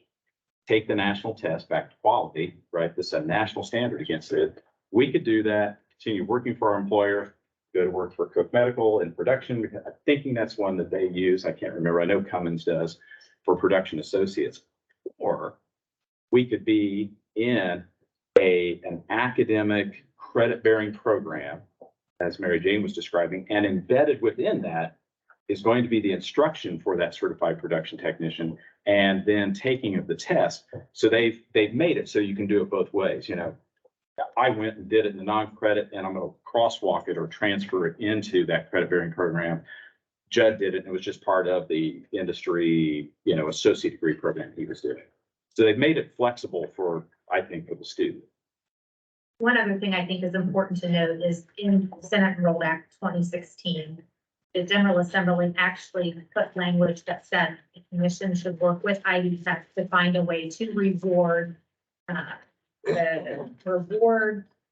workforce training programs that were defined, and that was related to these certifications. So the report was done in conjunction with DWD, but that final step on integrating the certifications and being rewarded for certifications has never come into play, because this is the first opportunity that the commission has had to alter the in that way. So we felt that was a very important aspect to include as we move forward. Did you write the bill, Mary Jane? I did not. No, Senator Mishler brought this idea up to me and our Chief of Staff, Matt Hawkins, about 2 years ago. We actually conducted we hired an independent evaluator who is well known by the commission. He used to work for SHIO. His name is Andy Carlson. He used to work for SHIO, has done work with Witchy out west. They work very closely with HCM, and they basically did an analysis of what community college funding looks like in other states and how that works. And we gave that report to Senator Mishler several years ago. And this was something that we continued to bring up during the session. What goes through my mind, having been involved many, many years ago in the creation of Ivy Tech with Stan Jones, and the purpose of Ivy Tech, which was the criticality of reaching out to students that typically would not be prepared or ready to go on to a four-year institution, but as a stepping stone would come to Ivy Tech, earn a associate's, and then be able to move on to complete their degree. This is a very significant departure from what the traditional mission has been. Now, Ivy Tech over the years has done a number of these kind of workforce development training programs. My concern, and maybe my caution to Ivy Tech, to Mary Jane, is there's so much focus on these workforce certificates and trying to get people into some kind of credentialed mechanism that's valuable to the business community to fill workplace needs important. And to be able to have a chance at a living wage job before, getting an associate's or a bachelor's degree. I worry about losing the importance of Ivy Tech as a feeder into our four-year institutions on the mission that they're doing on the two-year associates programs. And I don't know how, I think it's something, this is new ground. I think it's major and very strategic. And because this is still under the Commission for Higher Education, I think we really have got to be very, very thoughtful and careful about how we move forward with this. And the challenge that Ivy Tech is going to have serving two masters, two significant needs. And I think it's something that we really need to keep our eyes on and watch very carefully. Because Ivy Tech is being now called to do workforce development kind of training, and work with people for associate's degrees that allow them a pathway up into our four-year institutions. That's a lot. That's a lot to have on the plate. They're very distinct and different missions, even if they're stackable. Still very different. And I think that I'm going to be very interested in how the Ivy Tech board and team work with both of these very different models. That leads up to a question, and that is on the recommended 6 metrics. Do you have weighting yet on those? Not yet. Okay. We'll be asked to approve something like this in later. In June? Or July commission in meeting. July commission meeting, okay, yeah. Okay, I just wanted to make that comment because this is probably in the 10 years that I've been on the commission plus, this is one of the bigger strategic shifts in our higher education culture and environment in Indiana that I've seen. And I think it's worth our really paying attention to this and working with Ivy Tech to figure out how to serve two masters. Well, it's a paradigm shift and I learned something new. I didn't know you were part of the founding, so I'm in awe, but I can't help but struggle with the thought of if not them, then who for that Great question. workforce development piece. And then the other question is then maybe for workforce development, maybe just them, or maybe the two masters. I don't know. That's a big question. Yeah, and I would add some context. Following the passage of the 2016 legislation that Mary Jane and I were both talking about, several things occurred, but you may recall that's right after the passage of that, and Jern Sine died, was when Sue Ellspermann became president. This was probably the most significant thing she was facing when she got there in terms of, so, okay, we have this, what do we do?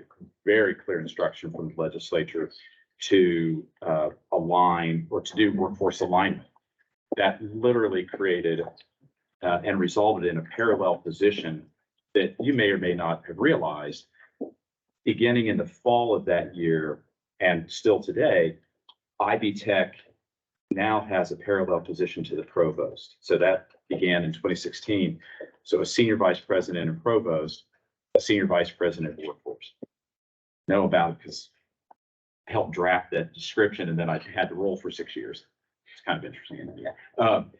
But in that, some of the alignment that took place over that time, and Mary Jane may or may not be this way anymore, but among other things, we created vice presidents for each economic sector that represented the colleges or the schools within the institution. And what was, and I think still is the case, is a braided relationship between the provost and the senior vice president of workforce. It was still a year or so ago, what I'm about to say, and it probably still is, that every academic program change, addition, deletion came to those two individuals last before it would come to the commission or the U.S. Department of Education. And those two folks had to have agreement. And if there wasn't, it went, I assume it still does, to Sue Ellspermann to break a tie and say, this is the truth. But those are things that the college has been working on for some time. Also, we're going to be doing, Mary Jane and President Ellspermann and gosh, Don Chase and Seth and Josh and I had talked about also taking some of the information they have. One, I think it'll serve as an opportunity for us to look at other institutions, but to do some reports around what does happen with someone once they earn this credential. That move next credential, earning this associate degree and a matriculation, then a bachelor's degree and so forth. So my point of that is this is frankly just probably the next step in it. But we have to have, as you said, Chris, an understanding that there are two very significant roles there that are being expected of the institution. That's a question from A lot on their shoulders from a with student that. perspective. As I look at the industry certification piece, it feels to me like there could be lots of complexity around what is a tuition costing credit bearing activity. And what is the thing that gets you the industry certification? And you said there was some flexibility in it. The one I would love for somebody to comment on the messaging to students so that is clear, so that there are not hidden costs to the students to pay the tuition, to get the training, to be eligible to pay the fee to take the test, right?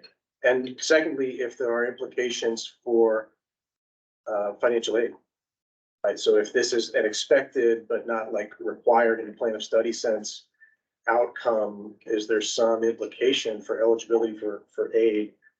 And how does that all add up? So it'd be great to hear if what the current thinking is on that from either of you all.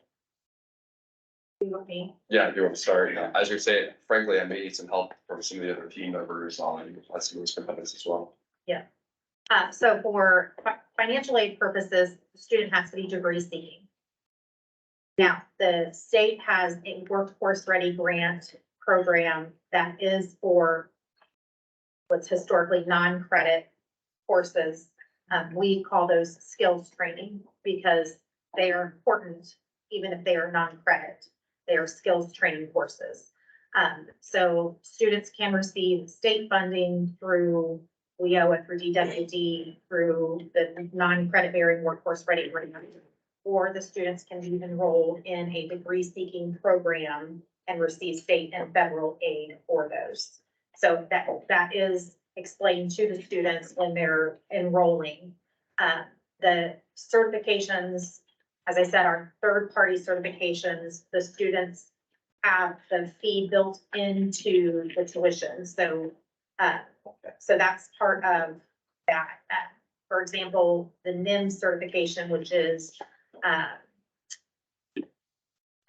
manufacturing, a manufacturing certification, the student gets a license to go in and they can take it as many times as they need to pass the certification eventually. But that does not have bearing, whether they pass that or not, does not have specific bearing on whether they earn the credit in the course that they're taking. So it is built in and they're being taught the things that they will need to know to pass that certification, but it is not a direct result of them taking that class. They have to still choose to take that certification and they still have to pass that test. It sounds like the cost is still passed to the student in the form of embedding it into the fee, Yes. and the appropriate fee. I wonder if there's some way to more proactively use state funds related to workforce as have a conduit to get that directly into the hands without them having to pay it to you guys or to fill out a separate application for a workforce grant. Right? It feels like there's a way to make that easier because I'm worried that the situation will get complicated or the money will get tight and students won't be able to do it. And then the students lose and your metrics don't look so good. We discussed that with Representative Fanning this past session, and so we are exploring. Excellent.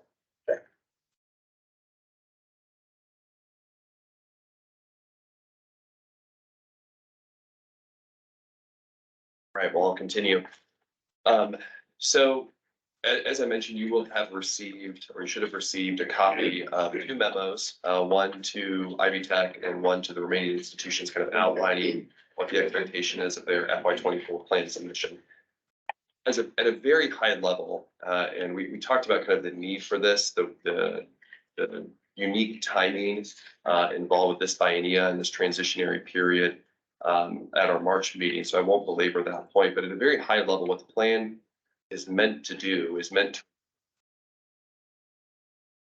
to kind of have institutions internally look at themselves and ask the question of, are we proactively addressing these items outlined in the formula before we start measuring their progress in these metrics?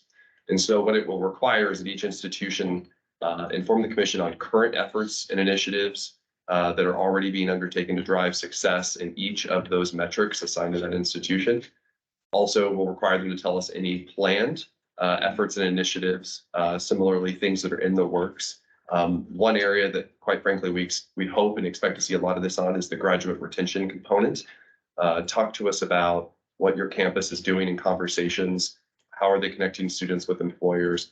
How are they implementing, work-based learning, things like that on the campus? And then finally, it asks the individual institutions, and this is really coming from the last 12 months of developing this new model and conversations with the institutions. It's providing them with the opportunity to recommend ways in which we can measure towards the commission's goals that we aren't currently measuring. There's no guarantee, there's a disclaimer in the memo that there's no guarantee that those recommendations will be adopted, but it gives them an opportunity to really flesh out some of the ideas that have been had in conversation or in passing, and to really nail down some thoughtful approaches to how we can address things like the going rate, how we can address things like adult attainment, graduate retention, research, completions on time or otherwise. And so those are the 3 major components. And then importantly, if you hear from the institutions, very importantly, their FY 24 monthly distributions, which is how they are statutorily to receive their funding per the budget bill, would not begin until they have successfully submitted those plans to this body. Our plan is to review them, make sure they meet those criteria, provide copies to this body. And I think frankly, it would also be worthwhile to discuss them at a future meeting. And once they meet those requirements, they'll start receiving those monthly distributions. Very behind the current on this one, but their general operating funding, that's how institutions receive their operating funding as well. They submit monthly invoices to the state budget agency, so it'll look very similar to that. But we plan to share those as early as this week with the institutions. Yep. So I want to pull a thread, and commission members, you may or may not recall this conversation from, it was probably back in January when we were talking about things are germane to this. But my personal hope is, as we look at what the institutions are doing, Beck, I'm going to pick on you again for grad retention. And we've talked about it a couple of times, this army that President Mearns has built in Indiana. I think the last count was 4,000 Ball State alums living in Indiana who are mentoring and frankly trying to hire your students. My hope is what we can do across these 3 things, from the enrollment side with the college going rate for youth and adults, different areas of completion, the graduate retention, research on the part of the R1s, is take one of your commission meetings. Maybe it's, we'll get back to you. Maybe it's, we'll ask you, Mr. Chairman, maybe it's September or something like that. Maybe it's November. I don't know. But to come back to you and highlight something each of the institutions is doing. In turning to the institutions, the reality is there's not a person on our team who runs an institution. Some of us have been in institutions. But the work is really good. And to see that cross-pollination across the institutions is also really important. And I think it's also important for us to see, and then as we think about future, as you think about future policy, initiatives, drives, that we just might have right underneath our noses something that we say, ooh, we should know more about that. Or what should we do about that? Or what could we do to lean in and support? So I'm hopeful, Mr. Chairman, that we would be able to do that, and highlight some of that work, ask questions, figure out, the barriers that this body or we can, be addressing, or opportunities that we can help catalyze. Sure. So for goal setting, we will, and I'll touch on timeline in just a moment, try and pick up the pace as we keep moving forward. We've been looking at for several months, essentially 6 years of academic year data, and analyzing that data in a variety of ways, looking at trends over time. And our goal is to use these trends in combination with the goals that we've outlined to identify goals and bring those before this body in July, before the Budget and Productivity Committee in late June. And that will really be the fiscal 25 goal, which we will report outcomes for next spring and award funding in fiscal 2024 for the institutions.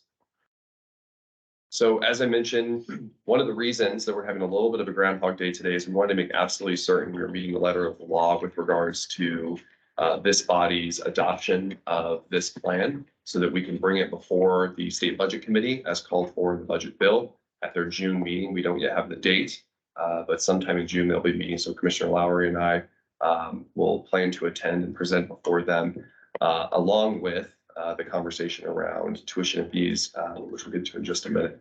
And so, as you'll see there, the budget was very clear that this body had to adopt a formula or formulas now for Ivy Tech and the other institutions no later than June 1st, and then the state budget.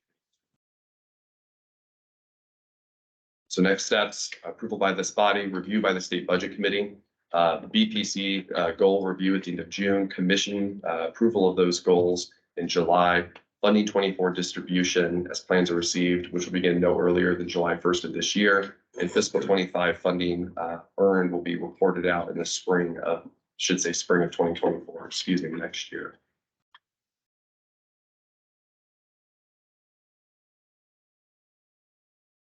So, does anyone have any other questions? And we're supposed to approve this before June 1st. That's good, yeah, just. There's gonna be a motion at some point, or? So are there any other questions? I'm gonna have to vote with him. All right, we're now gonna take a vote to approve the outcomes-based performance funding metrics. Can I have a motion? So moved. Second. We have a motion and a second. All in favor? Aye. All those opposed? Motion passes. Chairman, use the question. Thanks.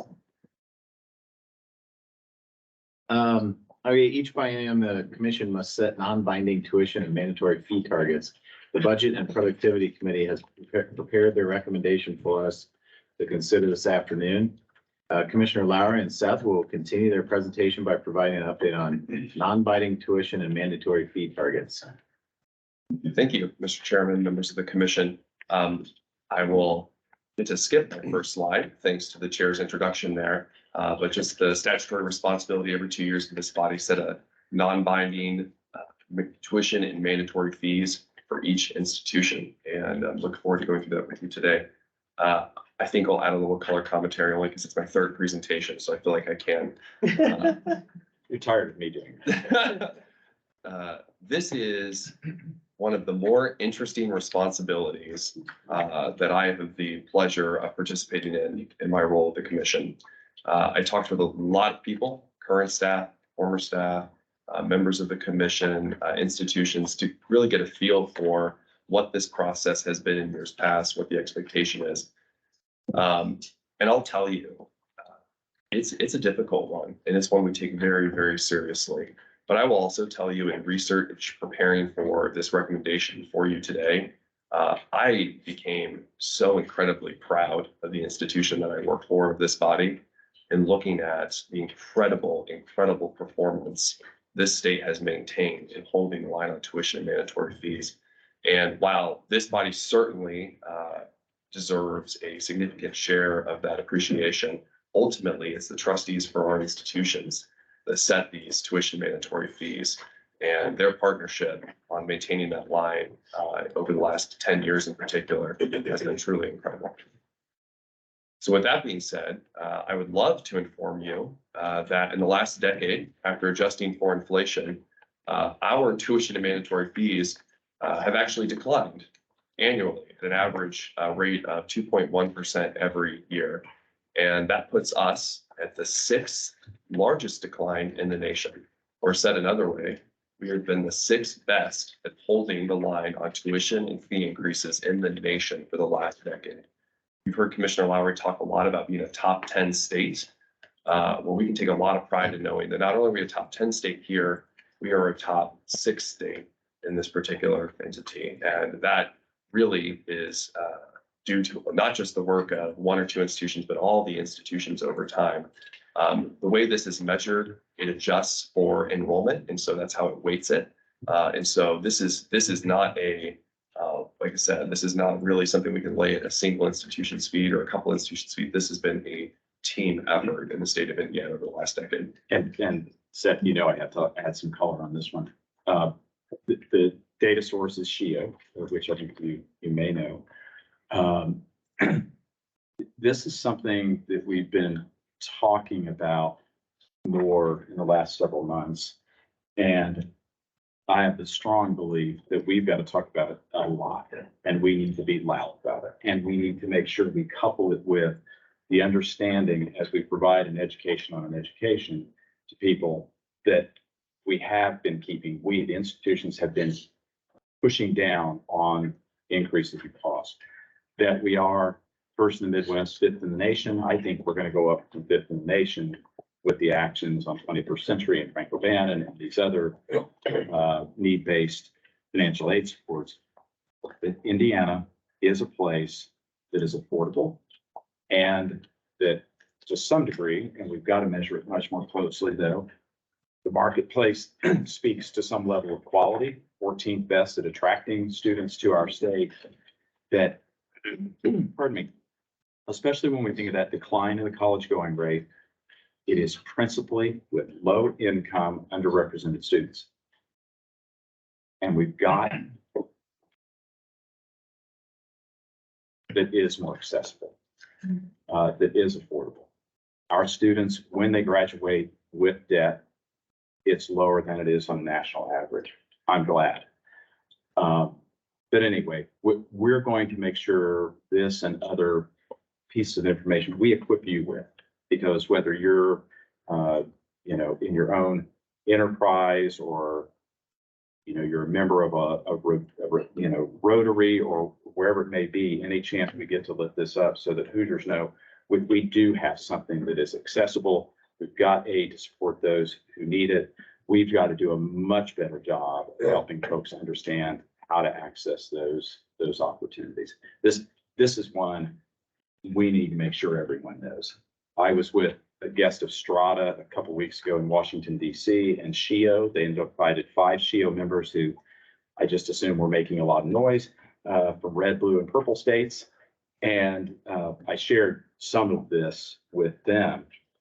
And there are other states who are envious of this and some of the other factors that are underway. Well, I must apologize for my ignorance because I have tried to explain this at Rotary and other venues, and I get painted into a corner. When you say adjusted for enrollment, the question that was posed to me specifically was, you're telling me that tuition and fees as a percentage of per capita income, or for an individual, the cost to send my student to school is less now than it used to be. Because I challenge you that it is not. And so I started struggling and I said, well, it is. I can't explain it exactly, but it is. But then I went back and started struggling myself and wondered, are we factoring in on an average and taking into consideration 21st Century Scholar, Frank O'Bannon, and all the potential Pell Grants, all the potential programs that we have that would reduce to some populations and not others, and averaging averages? Or are we looking at the posted rates and fees, and that has fallen as a percentage of income.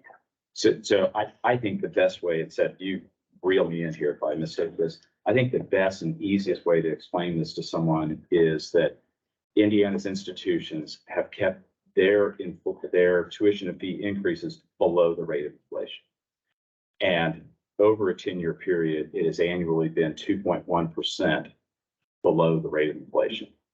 So yes, they have gone up. So the dilemma was for many years, we still see it in healthcare. Healthcare and higher education, the cost of tuition and fees vastly outpaced the rest of the market basket of things that are measured in inflation. So the slope of inflation looked like this. For higher ed in decades past, it looked like this, Okay. right? And so over the last 10 years, and I'm just oversimplifying here, if this was the rate of inflation, the rate of increases by our colleges and universities has been this. So Okay. yes, they've been continued to increase, but versus this, it's been this. And as a result, we're sixth best in the nation in that regard. And Ari, I thought covered a question. Good one. Are you talking about sticker price or are you talking about what's paid? It's resident tuition and fee sticker price. So Sticker price. it's not net of financial aid or other. So just to give you a sense, because I did the calculation for Purdue, West Lafayette, which is frozen, theirs has declined by about 24%. Okay. Since Mitch became, during Mitch's. 24%, that's a great one. Decline. And I apologize, I was This is paying exactly the kind of attention. thing we need. I just wanted to take some notes, so I'm prepared and I don't mess up. Yeah, but essentially, I'm glad it's sticker price. That's Right, which is right. right. And two things, if I could pull the thread on those two. Al, I think that point is so important. Mitch Daniels drove this with Purdue, Wall Street Journal and everywhere else. And it led and supported the work you all were doing at the commission to say, let's keep it down, right? Because there was a leader in the pack saying, yeah, this is possible. Now, did all of them hold it frozen? No, but it kept the pressure down, It'd right? be interesting to see what the number was if you excluded West Lafayette. And it's still below water. It should It's still still be, below what? it should Oh, be, yeah. yeah, because it's a share of resident enrollment. And so I don't know off the top of my head what Purdue's West Lafayette's resident enrollment share of total state is, but they should still be underwater even if they had kept with the state average. The other thing that, and we will provide this data for you next time too, that's fascinating, is there are some recent studies that have come out. I think this one was in the journal recently. It might have been The Economist, about net price of U.S. institutions also declines. There was conversation in this article about more and more institutions trying to hold down, unlike, past decades where it exceeded the normal basket of inflation, in that the net price has also been declining because the institutions and because of state financial aid programs are also driving down the net. So yes, on the sticker price, but then the institutions and what the states are bringing. And my point in saying that is one of the state presidents and I had a conversation not long ago that with tuition fees, room and board, fully loaded, it looks like 120 sticker price. And that institution's fully loaded over 4 years is more like 55. Because of the grants and aid they're able to help bring to the table, some of it state, some of it institutional, et cetera, and that has also been going down. I'm convinced that's the kind of information all of us have to be armed with. One, if it's not good, we need to do something about it. But if it is a favorable trend, we've got to make sure more folks in Indiana know that. And Chris, this is only possible because the state is a partner and advocate for higher education. If it were not, institutions couldn't hold to the line of tuition. I used to work in a state that's on this end of the chart. Okay, and there was a couple of years there, and it was the financial crisis in the late, 2007, 8, 9 kind of timeframe. But we were scrambling. There was no alternative but to fiddle with tuition in a way that ultimately passed the cost on to the students because the state was decreasing its investment, not just in the institution I work, but everywhere. So without the partnership, like, the other half of the story is not that just institutions are doing their job, it's that the state is an advocate for higher education. And we saw that this year especially. Just Just a question, clarification, when we're talking about tuition and fees, not room and board and fees. Correct. I think that's why there's so much confusion about the cost of higher education out there, because we communicate tuition and fees, but not all fees and not room and board. And when people see that, there's serious sticker shock. And I don't know how we tackle that.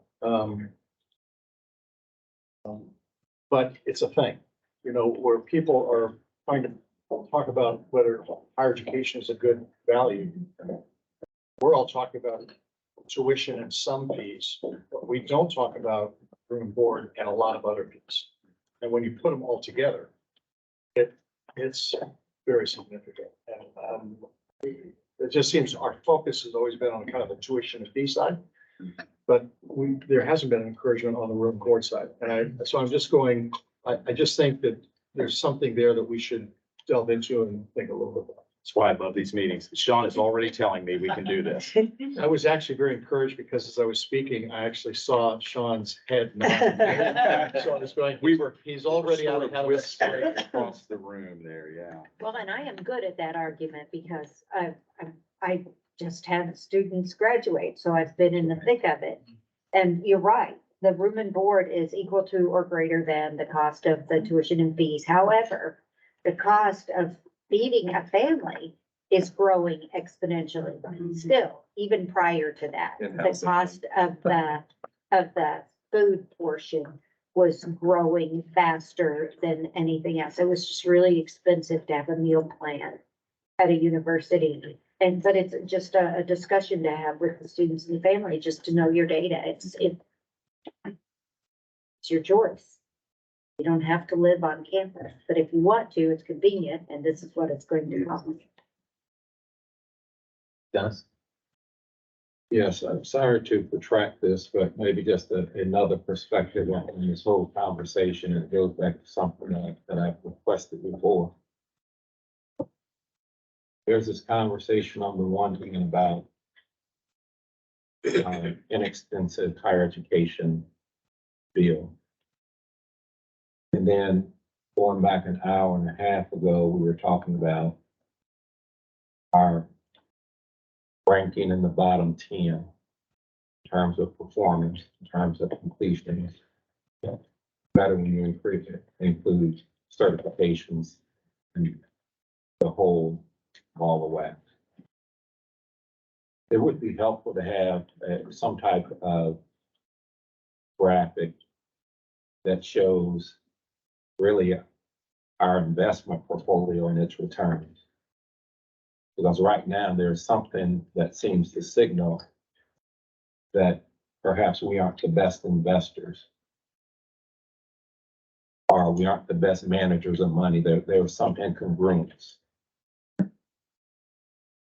Like, is it Indiana, you're boasting about something around which you shouldn't be boasting, or you're really signaling that you're one of the best managers of money? But some would think that with these costs and yet with these performance, that there is, you need new investment managers, or you need to do something differently. Because without boasting about dollars, someone may think that we would then say, and then with this, this is our academic performance. And we are number 10 in the nation. Versus, so it just seems like there's something misaligned. There's a way for us to more naturally combine or connect and correlate how we invest, but then how we perform, that may cause us to make some different decisions.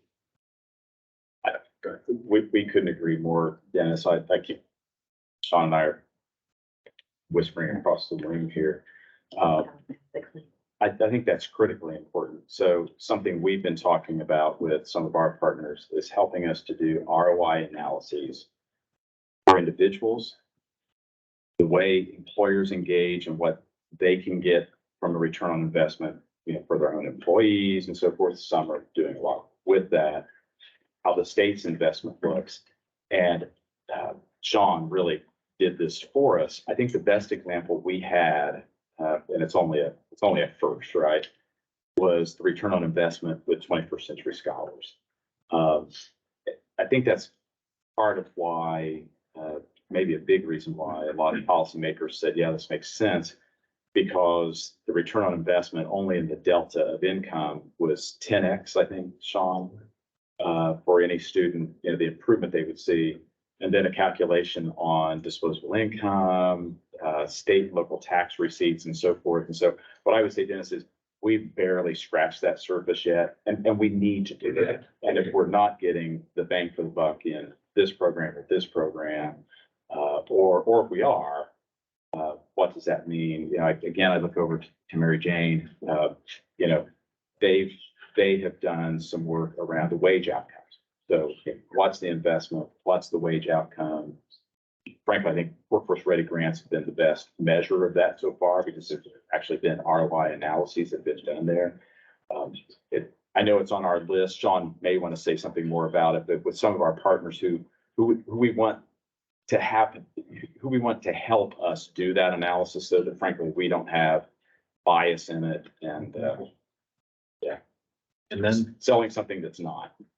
and then we have to go to the next step, is to get it outside of the institutions and the rest of us in the room and put it into a form that Absolutely. counselors and teachers and parents and everything at the K through 12 level can understand. I don't know if the same Economist article that you were reading, but they talk about that there's just not information out there on, especially once you get the ROI analysis done and show the degree tracks and everything that are the ones that are gonna make more money. There's obvious, talk about that and culling some courses and things like that, but I think that, being able to put it into layman's terms for people as they're looking what to do in their life at the, high school level and everything is super important. I don't know if we do that well enough. So, Josh, I'm going to steal a little bit of something you're going to talk about later. House Bill 1002. I know some at the table were involved in that. One of the requirements that it is placing upon the commission is to figure out what college and career coaching, very specifically, looks like. We don't have that. We have it in little places here and there. That this kind of information that you're talking about, that, to help folks understand what the value is. Dennis and I spoke at a panel recently, pulled him into doing this with IPA. And I had been asked to speak about career coaching. And say this, I used a school corporation that I know very well and thought of who they have in the middle school and who they have in the high school. And they have 2 counselors in each of those buildings, counselors who have 60 hours worth of work to do in 40 hours. And to say that career coaching happens there is not true. Or college and career coaching happens there is not true. And the word coaching is really intentional. It's one thing if you advise me, it's another thing if you coach me, right?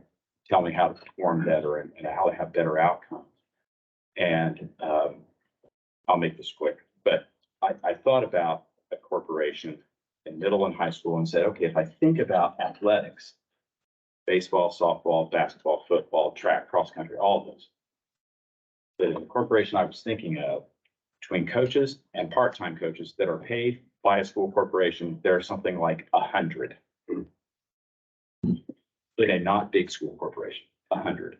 So I asked myself, we have 100 and we have, well, none, 2 maybe, or none. What kind of signal have we sent to the public we serve and the children? I think it's clear. Well, in fact, We can do much better than that. I'm sorry.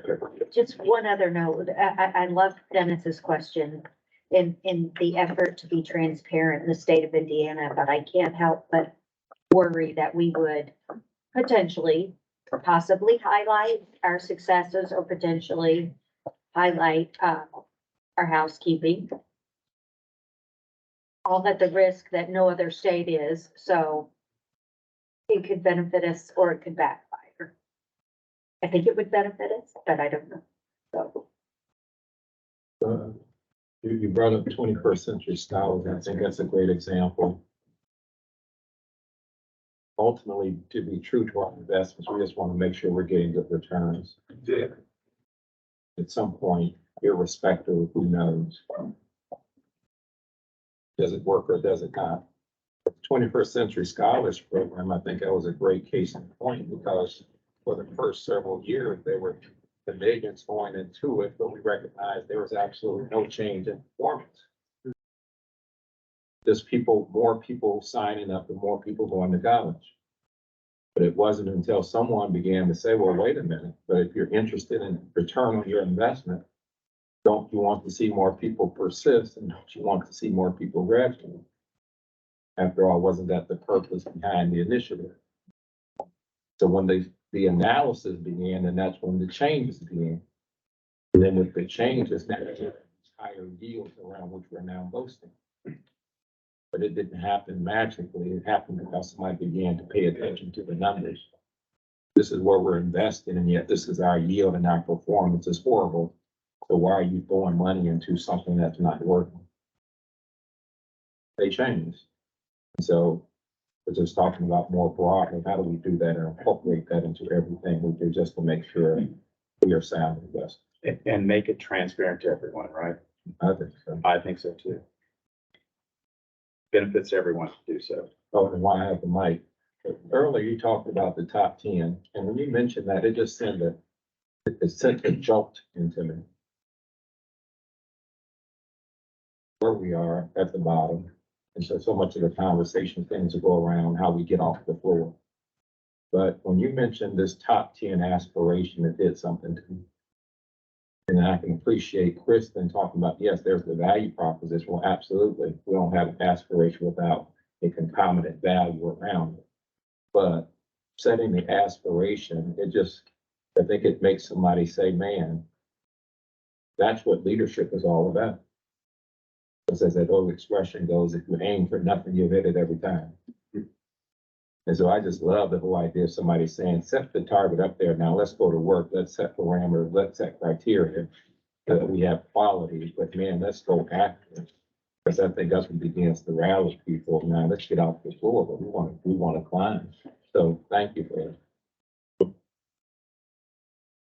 Thank you very much, Dennis. Al, you teed me up. I don't know if you did that on purpose, but thank you. But I wanted to highlight really quickly, and I think this is really important as we go into the rest of this conversation about the tuition mandatory fee target recommendation that staff I'm going to bring to you today, is to understand the incredible inflationary period we've seen in the last decade. I mean, I think this chart really says it all. This is each year compares to 2013. And so you can see relatively flat and then pretty normal growth and then skyrocketing growth in the last couple of years. And as we've discussed, we're certainly seeing some slowing down of the growth, but we're still seeing growth. And so we want to be mindful of that as we enter into the rest of this conversation. So what you're seeing on the screen here is the last 7 biennia of the maximum recommendation target that the commission has made, which ranged from 1.4% to 4.7%. In parentheses underneath, next to each of these targets, I've also outlined for you essentially what measures the commission used to make their recommendation. Where did that number come from? And I'll get into this a little bit more in a minute. But one thing I want to highlight for you is, 3 of the last 5, and really before that as well, the commission has leaned heavily into an average of 6 different indices that we'll talk about in just a minute. But the value of that really has been that they all focus on different things. They all have strengths, they all have weaknesses. And the intent there is to balance them out through this endeavor. And as we just talked about, it has served the state very well. So I'll go ahead and rip the Band-Aid off, and then I'll get into how we got here. But I thought it'd be fun to get into this early. So the staff recommendation we're bringing before you today is that tuition mandatory fee growth should be no greater than 3.5% each year. This chart here is something the commission has provided for several years, and it really represents this maximum impact on the far right column there for each year of the upcoming biennia. At 30 credit hours, we're an institution to adopt the maximum rate. So the gray column there in the middle represents current tuition mandatory fees with the percent change in each year and those maximum amounts that we're recommending today. Very consistent over the last decade, probably longer, but certainly in the last decade. And that is 4 coming from CPI provided by BLS and 2 provided by SHIA. I'll very briefly walk through those. So CPI-U, urban, I think everyone has a good understanding of just the broad use of that figure. CPI less food and energy. The idea here is to remove a little bit of volatility from the measure, as food and energy are some of the most volatile. I guess housing probably be from that mix at the moment. CPI education and communications, very targeted. CPI Midwest, interestingly enough, I think it's interesting. The CPI Midwest focuses in obviously on our region, but it does give up some things in doing that. But one thing I've noticed looking back for the last several biennia is it is targeted and trended pretty closely to the CPI-U, the national figure. Food for thought. And then HECA, which is the higher education cost adjustment, and HEPI, higher education price index. Those are 2 measures, very unique measures, but slightly different sources that we received from SHIA over 2 years. And they heavily weight, more heavily weight wages, specifically in higher education. Traditionally, wages have made up somewhere around 3/4 of all operating costs for institutions. And so the idea is that these particular measures are a little more focused in on the cost of higher education, not weighting things as heavily like food, energy, housing, things like that. Something else I'll notice though is, or I'll point out, is traditionally those figures have been leaders in this chart. And you'll see here that they are not, those are not the higher figures. There's a lot of ideas about why. My current best theory is that it's just a data lag. We operate basically in a 1-year lag. And so my best guess is that 2 years from now, you'll see those return to their position as likely leading indicators, higher percent growth than some of the others, especially if we do, hopefully soon, see inflation return to a much more normalized course. And so the 3.5% is the average of all of these indices. The way that we came to that percentage, it's a 3-year compound annual growth rate, starting with the base year of 2019 and going through 2022. It's an annualized figure. And this is the same methodology that we've used again for the last decade to look at all of these figures.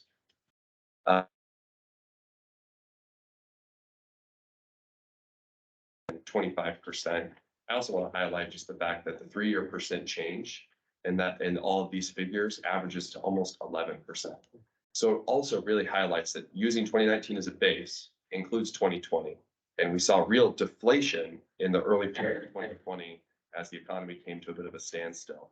And then obviously it picked back up very quickly, rebounded, and has been going gangbusters ever since. But I do want to highlight that there has been significant cost growth over where we were just a few years ago in all of these different measures, again, averaging out to 11%. These are all the ways that we generally have looked at the indices in the past. And so 1 year, 2 year, and 3 year percent change, the 3-year CAGR and a 5-year CAGR. And you can see there again, if you're just averaging the ways we've looked at all in the past, you're still looking at 6.5%. We feel very, very confident that 3.5% is a manageable number. I do not have a magic 8-ball. I can't tell you what the future holds. We're very, very hopeful that institutions are able to manage within that amount.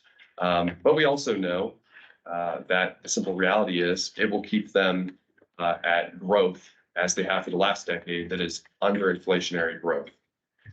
Frankly, that is intentional. It puts a lot of onus on the institutions to figure out a way to operationalize those cost pressures. They are very real, but we also recognize that 3.5% is a considerable sum in the history of this process for this body. And it's not lost on me or Commissioner Lowry or the team as we were working through this, that is a significant recommendation to make.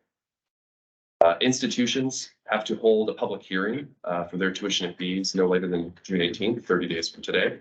And then the State Budget Committee will actually review all the institutions' tuition and fees along with our recommendation, and has made a habit of inviting institutions who exceed the Commission's recommendation before that body, likely at their late June meeting, to frankly explain how they landed at the increases that they landed on. Something that also happens somewhat regularly during this process is realignment of fees with tuition, merging, taking apart. There's always changes in the industry as it relates to the way in which students pay for these costs. And we'll do our best to keep you updated as we move forward as well. Question, but just out of curiosity, because we came up that we're walking this fine line between doing everything we can at the state level to try to keep higher education affordable. I've never asked this question before. I'm curious now. Is there a reason why we limit our recommendation to tuition and fees instead of tuition, room and board, and all fees? Does it make sense for us to consider that, or do we stick with the goals in the past? I'm curious now because we do know the room and board and other fees have dramatically increased, while there's been a fairly tight line in the last several years around tuition and fees. Could our recommendation, or should our recommendation be for all tuition, room and board, and all fees, or just keep it where it is? That's just a question. I'm curious because it's come up, and so I'm not trying to slow things down or anything. I'm just thinking out loud with my friends in the room. I think that's a great question. And mainly, I think one of the reasons for that is in the last year or so, this body has heard from, I'll pick on Purdue for a moment because they brought lease and the capital projects related to student housing before this body. And this conversation came up every time. What are the rates for these apartments? What are the rates for the student housing? And so they have actually been including in their budget presentations information on their housing fees as they've changed over time and in comparison to Big Ten, comparison to other institutions. So I can tell you that they certainly track this.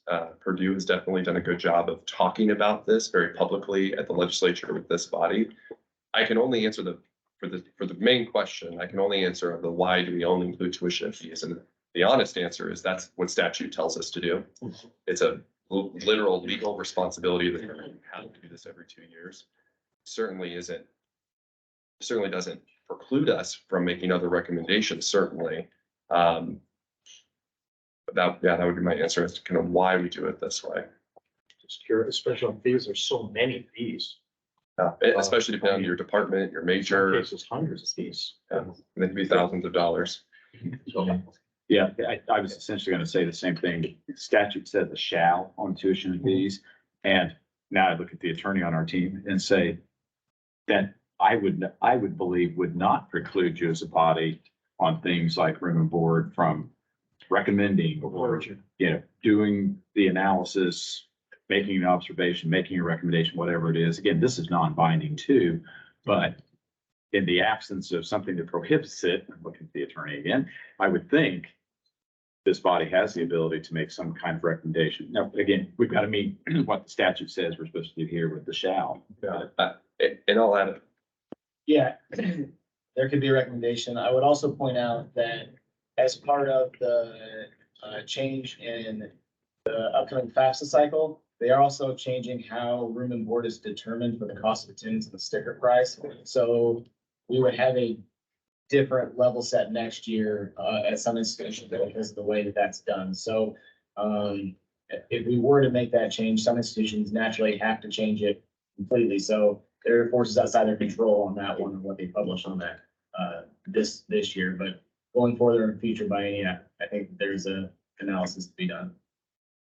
And we had, Seth, to clarify, we just recommend undergraduate tuition in-state. Yes, right. Undergraduate, I should have clarified, undergraduate resident mandatory tuition fee increases, yes.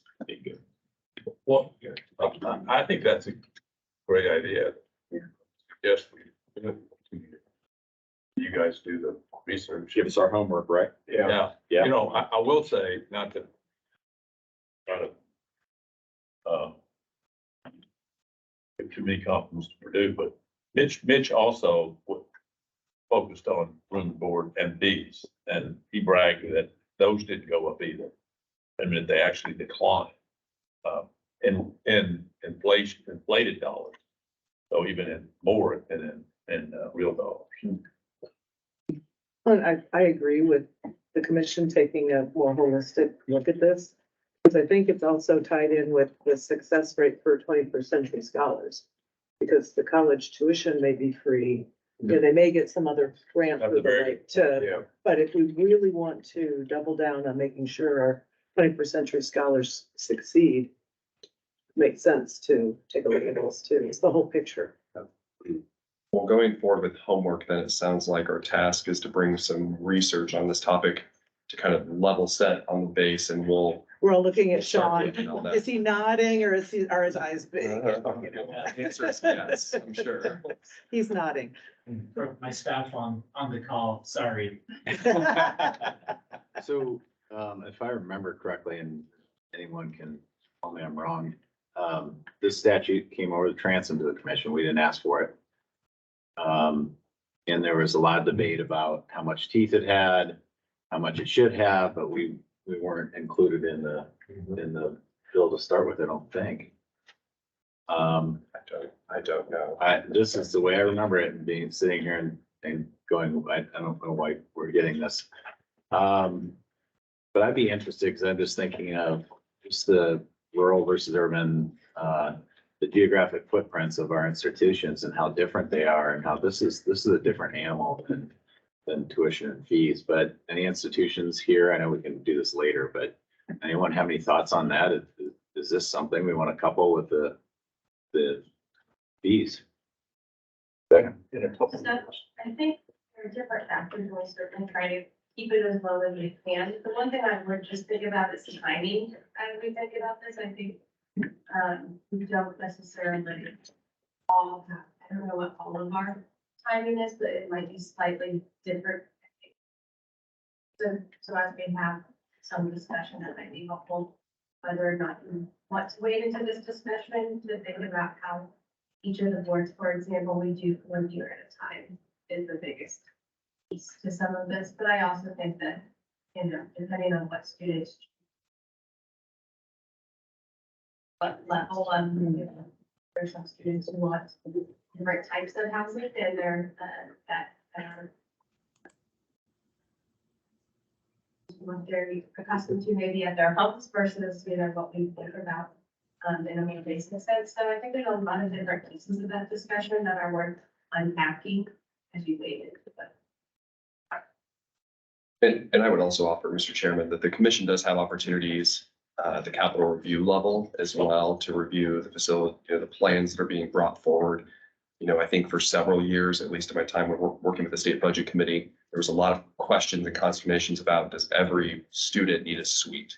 How many bathrooms do you need to build in these new dormitories? It sounds like the transition is now moving back towards students. A lot of students like that traditional dormitory, style of housing. So I think that's one thing. The other thing I would add is, as we look at this, I think we mentioned it earlier with the CPI data that's available. I think we would also want to make sure that if we do start taking a very thoughtful look at making recommendations on changes in cost for housing, we very likely would not want it to be the exact same rate as the tuition fee changes, mostly because of how volatile that housing component can be. The state does not fund residential complexes or dining complexes. That's all student funded. So I think, again, that gets back on the capital side of making sure that, just frankly, if they're bringing a Taj Mahal, there's that conversation of, do the students want to pay for the Taj Mahal?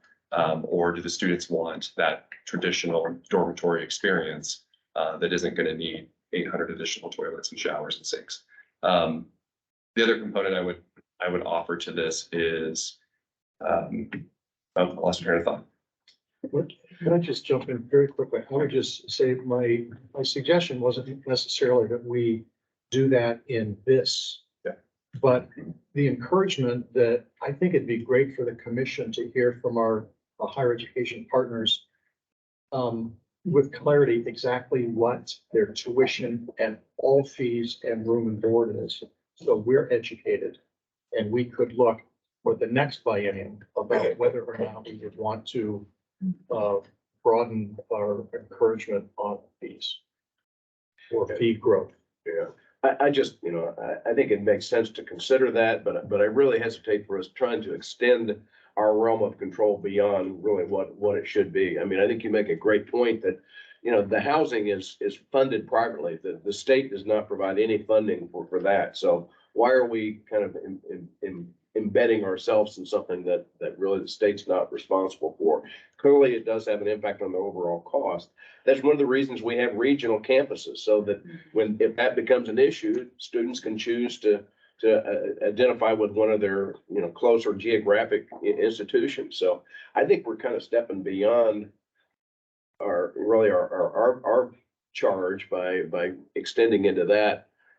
Obviously, each institution has to be competitive. And I think, as Becca said, everybody's trying to keep that as low as possible because that is an added cost. But at the same time, they've got to compete with all the other institutions and all the other private housing that exists, in close proximity to those campuses as well. So I just hesitate for us to try to, we've got a lot on our plate already, and to extend it beyond that just seems beyond the scope of where we should be doing it. And for all those reasons, it feels like a very localized challenge, which would be a massive effort for the staff to unravel for a non-binding recommendation. Right, so from a resource usage perspective here, it wouldn't shock me if it became like sort of overwhelming challenge to kind of wrangle all that data, just because it is so local to the institution of their locality, as Judge was saying too. If I may, Carolyn from IU. I know you asked us to lean in earlier. I think it's really important that we do both. I agree we should be cautious because we wouldn't want any more stringent responsibilities than we currently have. But we also need to be futuristic. If we're looking at the demands on student success and coaching, all these additional activities that institutions are being asked to take on that are not covered through tuition and fees, we must then look at how do we manage, organize, curtail those expenses at a rate that students can still afford, but that we are all realistic about expectations. But again, there's no binding here about a specific time to get it done. So I think there are opportunities for us to lean in and opportunities for us to lean back, and then gradually lean into where the growth is necessary. Just a thought, again, I think we're all sort of thinking out loud here. For both started. It seems like, affordability, the broken record over here, the affordability is, was that number one in our goals or something in the first page? And affordability, certainly the cost of housing and food. At a minimum, I think we at least ought to consider informing us. We don't even have to take a position, but we ought to know, when you're talking about the cost of when we talk to our friends about, well, what's it cost to go to school now? They're not quoting us tuition. They're saying, well, we just paid $50,000 to send XYZ to Notre Dame, or, we paid $25,000 to send them to IU. And that's what people are paying. So for us not to know what, and not to suggest this is going on, but if there's squeezing on the tuition side, then it could be, we're making money on the other side. So I think we should see the big picture. And I'm not saying today, but I agree. we might want to have some interim reports along the way so we get educated. I can commit to having an interim report for the next commission meeting with that. Yeah. Yeah, we have been saying, we said it So we ran out of breath with the General Assembly. We're gonna be as transparent with everybody as we can be. And on their college, on the college estimating cost, and that, That's that right. tool it does include that. So It that does. is readily available and That's exactly right. is published. I agree. That's Total right. cost is important. I just don't think it's within our domain to start Trying to trying to manage that. You know, just to, one other additional thought, we talked about, when we talk about in-state rates and cost, et cetera, we think about the resident tuition and fees and the cost overall. And, I know people have said, well, Purdue or whoever's making up for it by charging, ridiculous out-of-state rates and, getting, moving money around to make it all work. But on the other hand, I wonder if there's an exploration of why are we number 14 in the country at attracting out-of-state students? Back to the market issue, cost is one issue or one part of that puzzle. I wonder if there's some, maybe we know this already, but what is it that, what are the elements that really make us that attractive in a sense? It's a proxy for quality, right? It's a proxy for cost. I don't know if there's a way of figuring it out, but it would be interesting to know kind of why. Well, I think anything that we say is probably just gonna be patting ourselves on the back, but we've not just held the line in terms of costs. We've done it relative to so many other states that we now look pretty good even to out-of-state folks. Every time I go to New York or to the East Coast, I end up on a plane back with people who say, yeah, I grew up in New Jersey, but I went to Purdue or I went to Bloomington and got my education there. And so the problem isn't really attracting them, right? We've got some really good nationally known brands here in Indiana. We've got a great bargain relative to a lot of other places. And I think we've also done a good job, despite our modesty here in Indiana, of selling these brands across the nation. It's the quality in some ways kind of speaks to itself, especially for our one-year programs. So in addition to the other point is, we as a state and as part of the greater Midwest, we're just not growing as fast as other parts of the country. So the South and the West, they've just got excess students. China's got excess students and they have to go somewhere, and we don't have enough students. We don't have enough people going. And so it's a lot easier and interesting to us to be able to pull from the Midwest. Well, Chris, at least from Purdue and I think IU perspective, we have a global alumni base that talks about our institutions and why people should come here. So the fact that we get 40% of our people leaving the state means that we can enable them to send people back. Like you. So there's a complicated, the reason I'm here for Pennsylvania is because my advisor at Penn State is a Purdue alum. That's why I went to Purdue, right? So there's an unfortunate synergy between those two pieces of data about how many people stay or not, and how many people come in from the outside. So that alumni base is a piece of the puzzle. And I keep saying it, and I mean it. We have 7 public plus regionals, 29 independents. You can start doing the math. It ends up being 40-some institutions. I look at Michelle because she carries these numbers every day, things she's working on. And the fact of the matter is, we don't have an ocean beach and we don't have mountains. I think we're a beautiful state, by the way, state of New Jersey. But we've got something special here. But, and Dan, we need to understand that better. By the way, I think there are some partners of ours who would help us maybe fund some research that we didn't have to do to ask students. It's like, what is it that draws you here? There's value somewhere in the equation there, or it's cost, it's quality, all those things.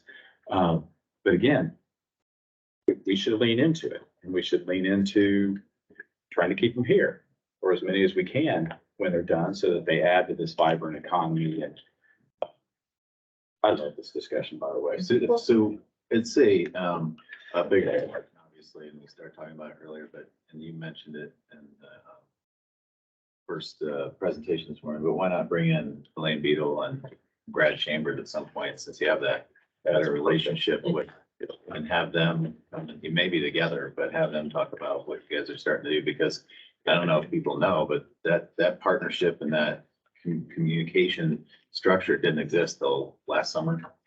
Right. It was a shock to me, but, I think it's, super important to everything we're talking about here. So we're getting way up here, but you're right. Well, I mean, to that point, our Pentagon already has action items on the quality of place element that is designed to keep people here. So we don't want to reinvent the wheel. We'll let those members of the Pentagon do that. Seth, does anyone have any other questions about this? Are you So impressive. So, back to this subject, we now take a vote to approve the non-binding tuition and mandatory fee targets. Can I have a motion? So moved. Second. Motion and a second. Any opposed? All in favor? Aye. Any opposed? All right, passes. Thank you. Thank you, Mr. Chairman, members of the commission. Thanks, Seth. We have two capital projects for full discussion. The first project is the Purdue University Burke Nanotechnology Center, and this can be found on page 11 of your agenda book. And is Alicia here? You're pinch hitting. Well, come on up, and we'll have you, present this item for us in Korea. I'm sorry.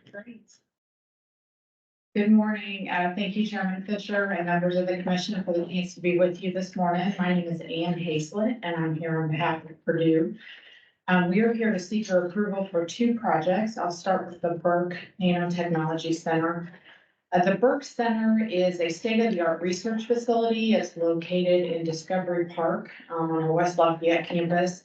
This building importantly houses our one and only clean room on campus. And for those who don't know what a clean room is, this is a room that is used to conduct research for manufacturing or assembly of precision parts that must be kept at an extraordinarily high level of cleanliness. So this is things like electronic devices and pharmaceuticals. So in this project, we are seeking to renovate 13,000 gross square feet of clean room space to allow for some new research capacity. And those renovations would include installing a new air handling unit or units, replacing the equipment to support those new air handling units, such as fume hoods, controls, and HEPA filters, and then purchasing specialty research equipment. As part of these renovations, we also would relocate some of the existing lab occupants and their equipment to approximately 7,000 gross square feet elsewhere on campus. And so the cost of this project includes those relocation and renovation costs. I want to talk a little bit about why this project is so important to Purdue.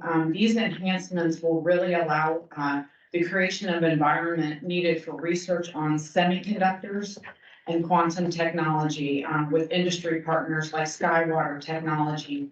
You might recall an exciting announcement that we had last summer where Skywater and the state were on campus and announced a $1.8 billion semiconductor manufacturing facility that they will build in Discovery Park in the next few years.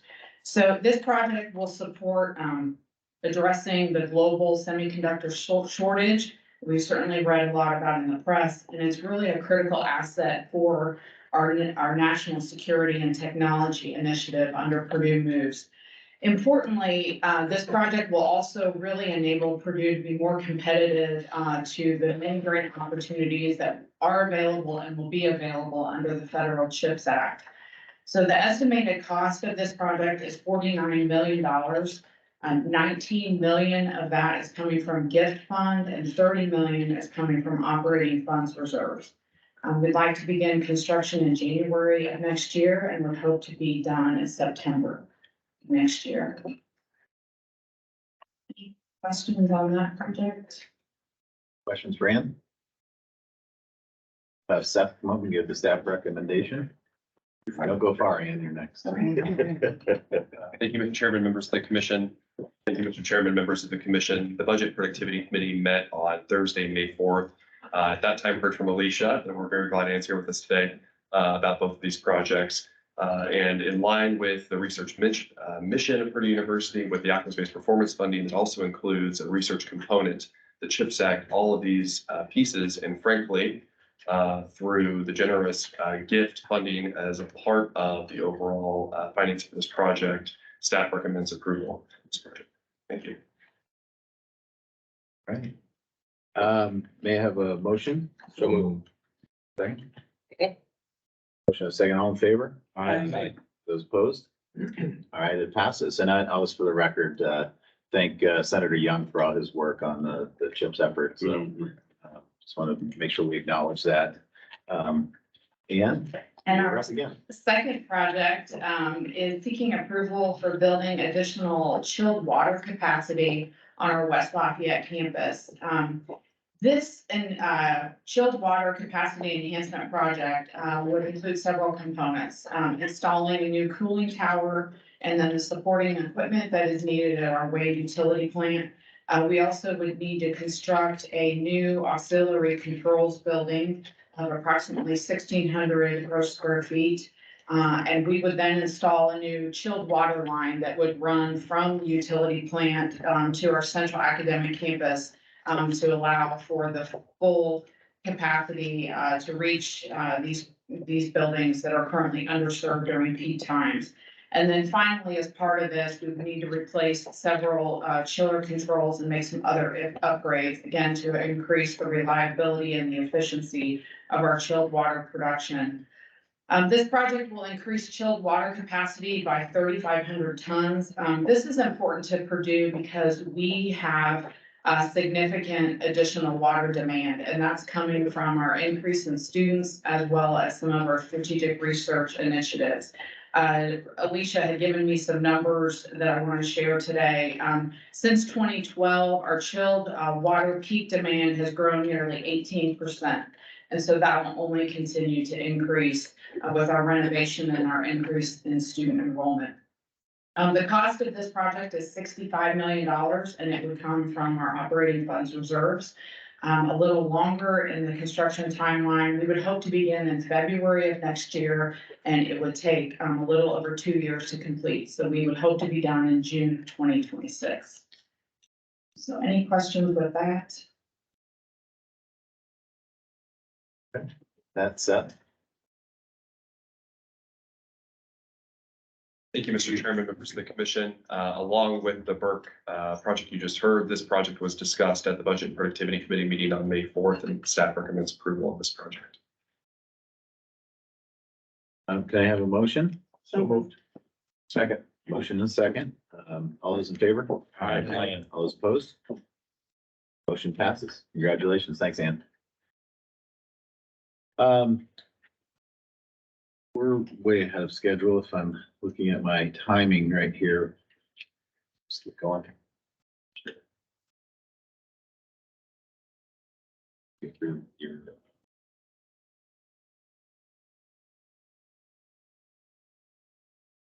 Too long. So Josh, what we were talking about is, should we start the legislative recap or? I mean, we can if we want to. Why don't we hold on that, because that's longer than the rest of these. What kind of these are, should we just break? 15 minutes.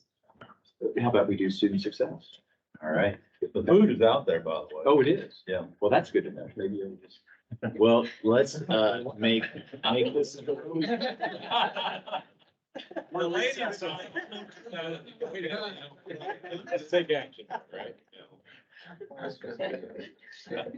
Alan, you're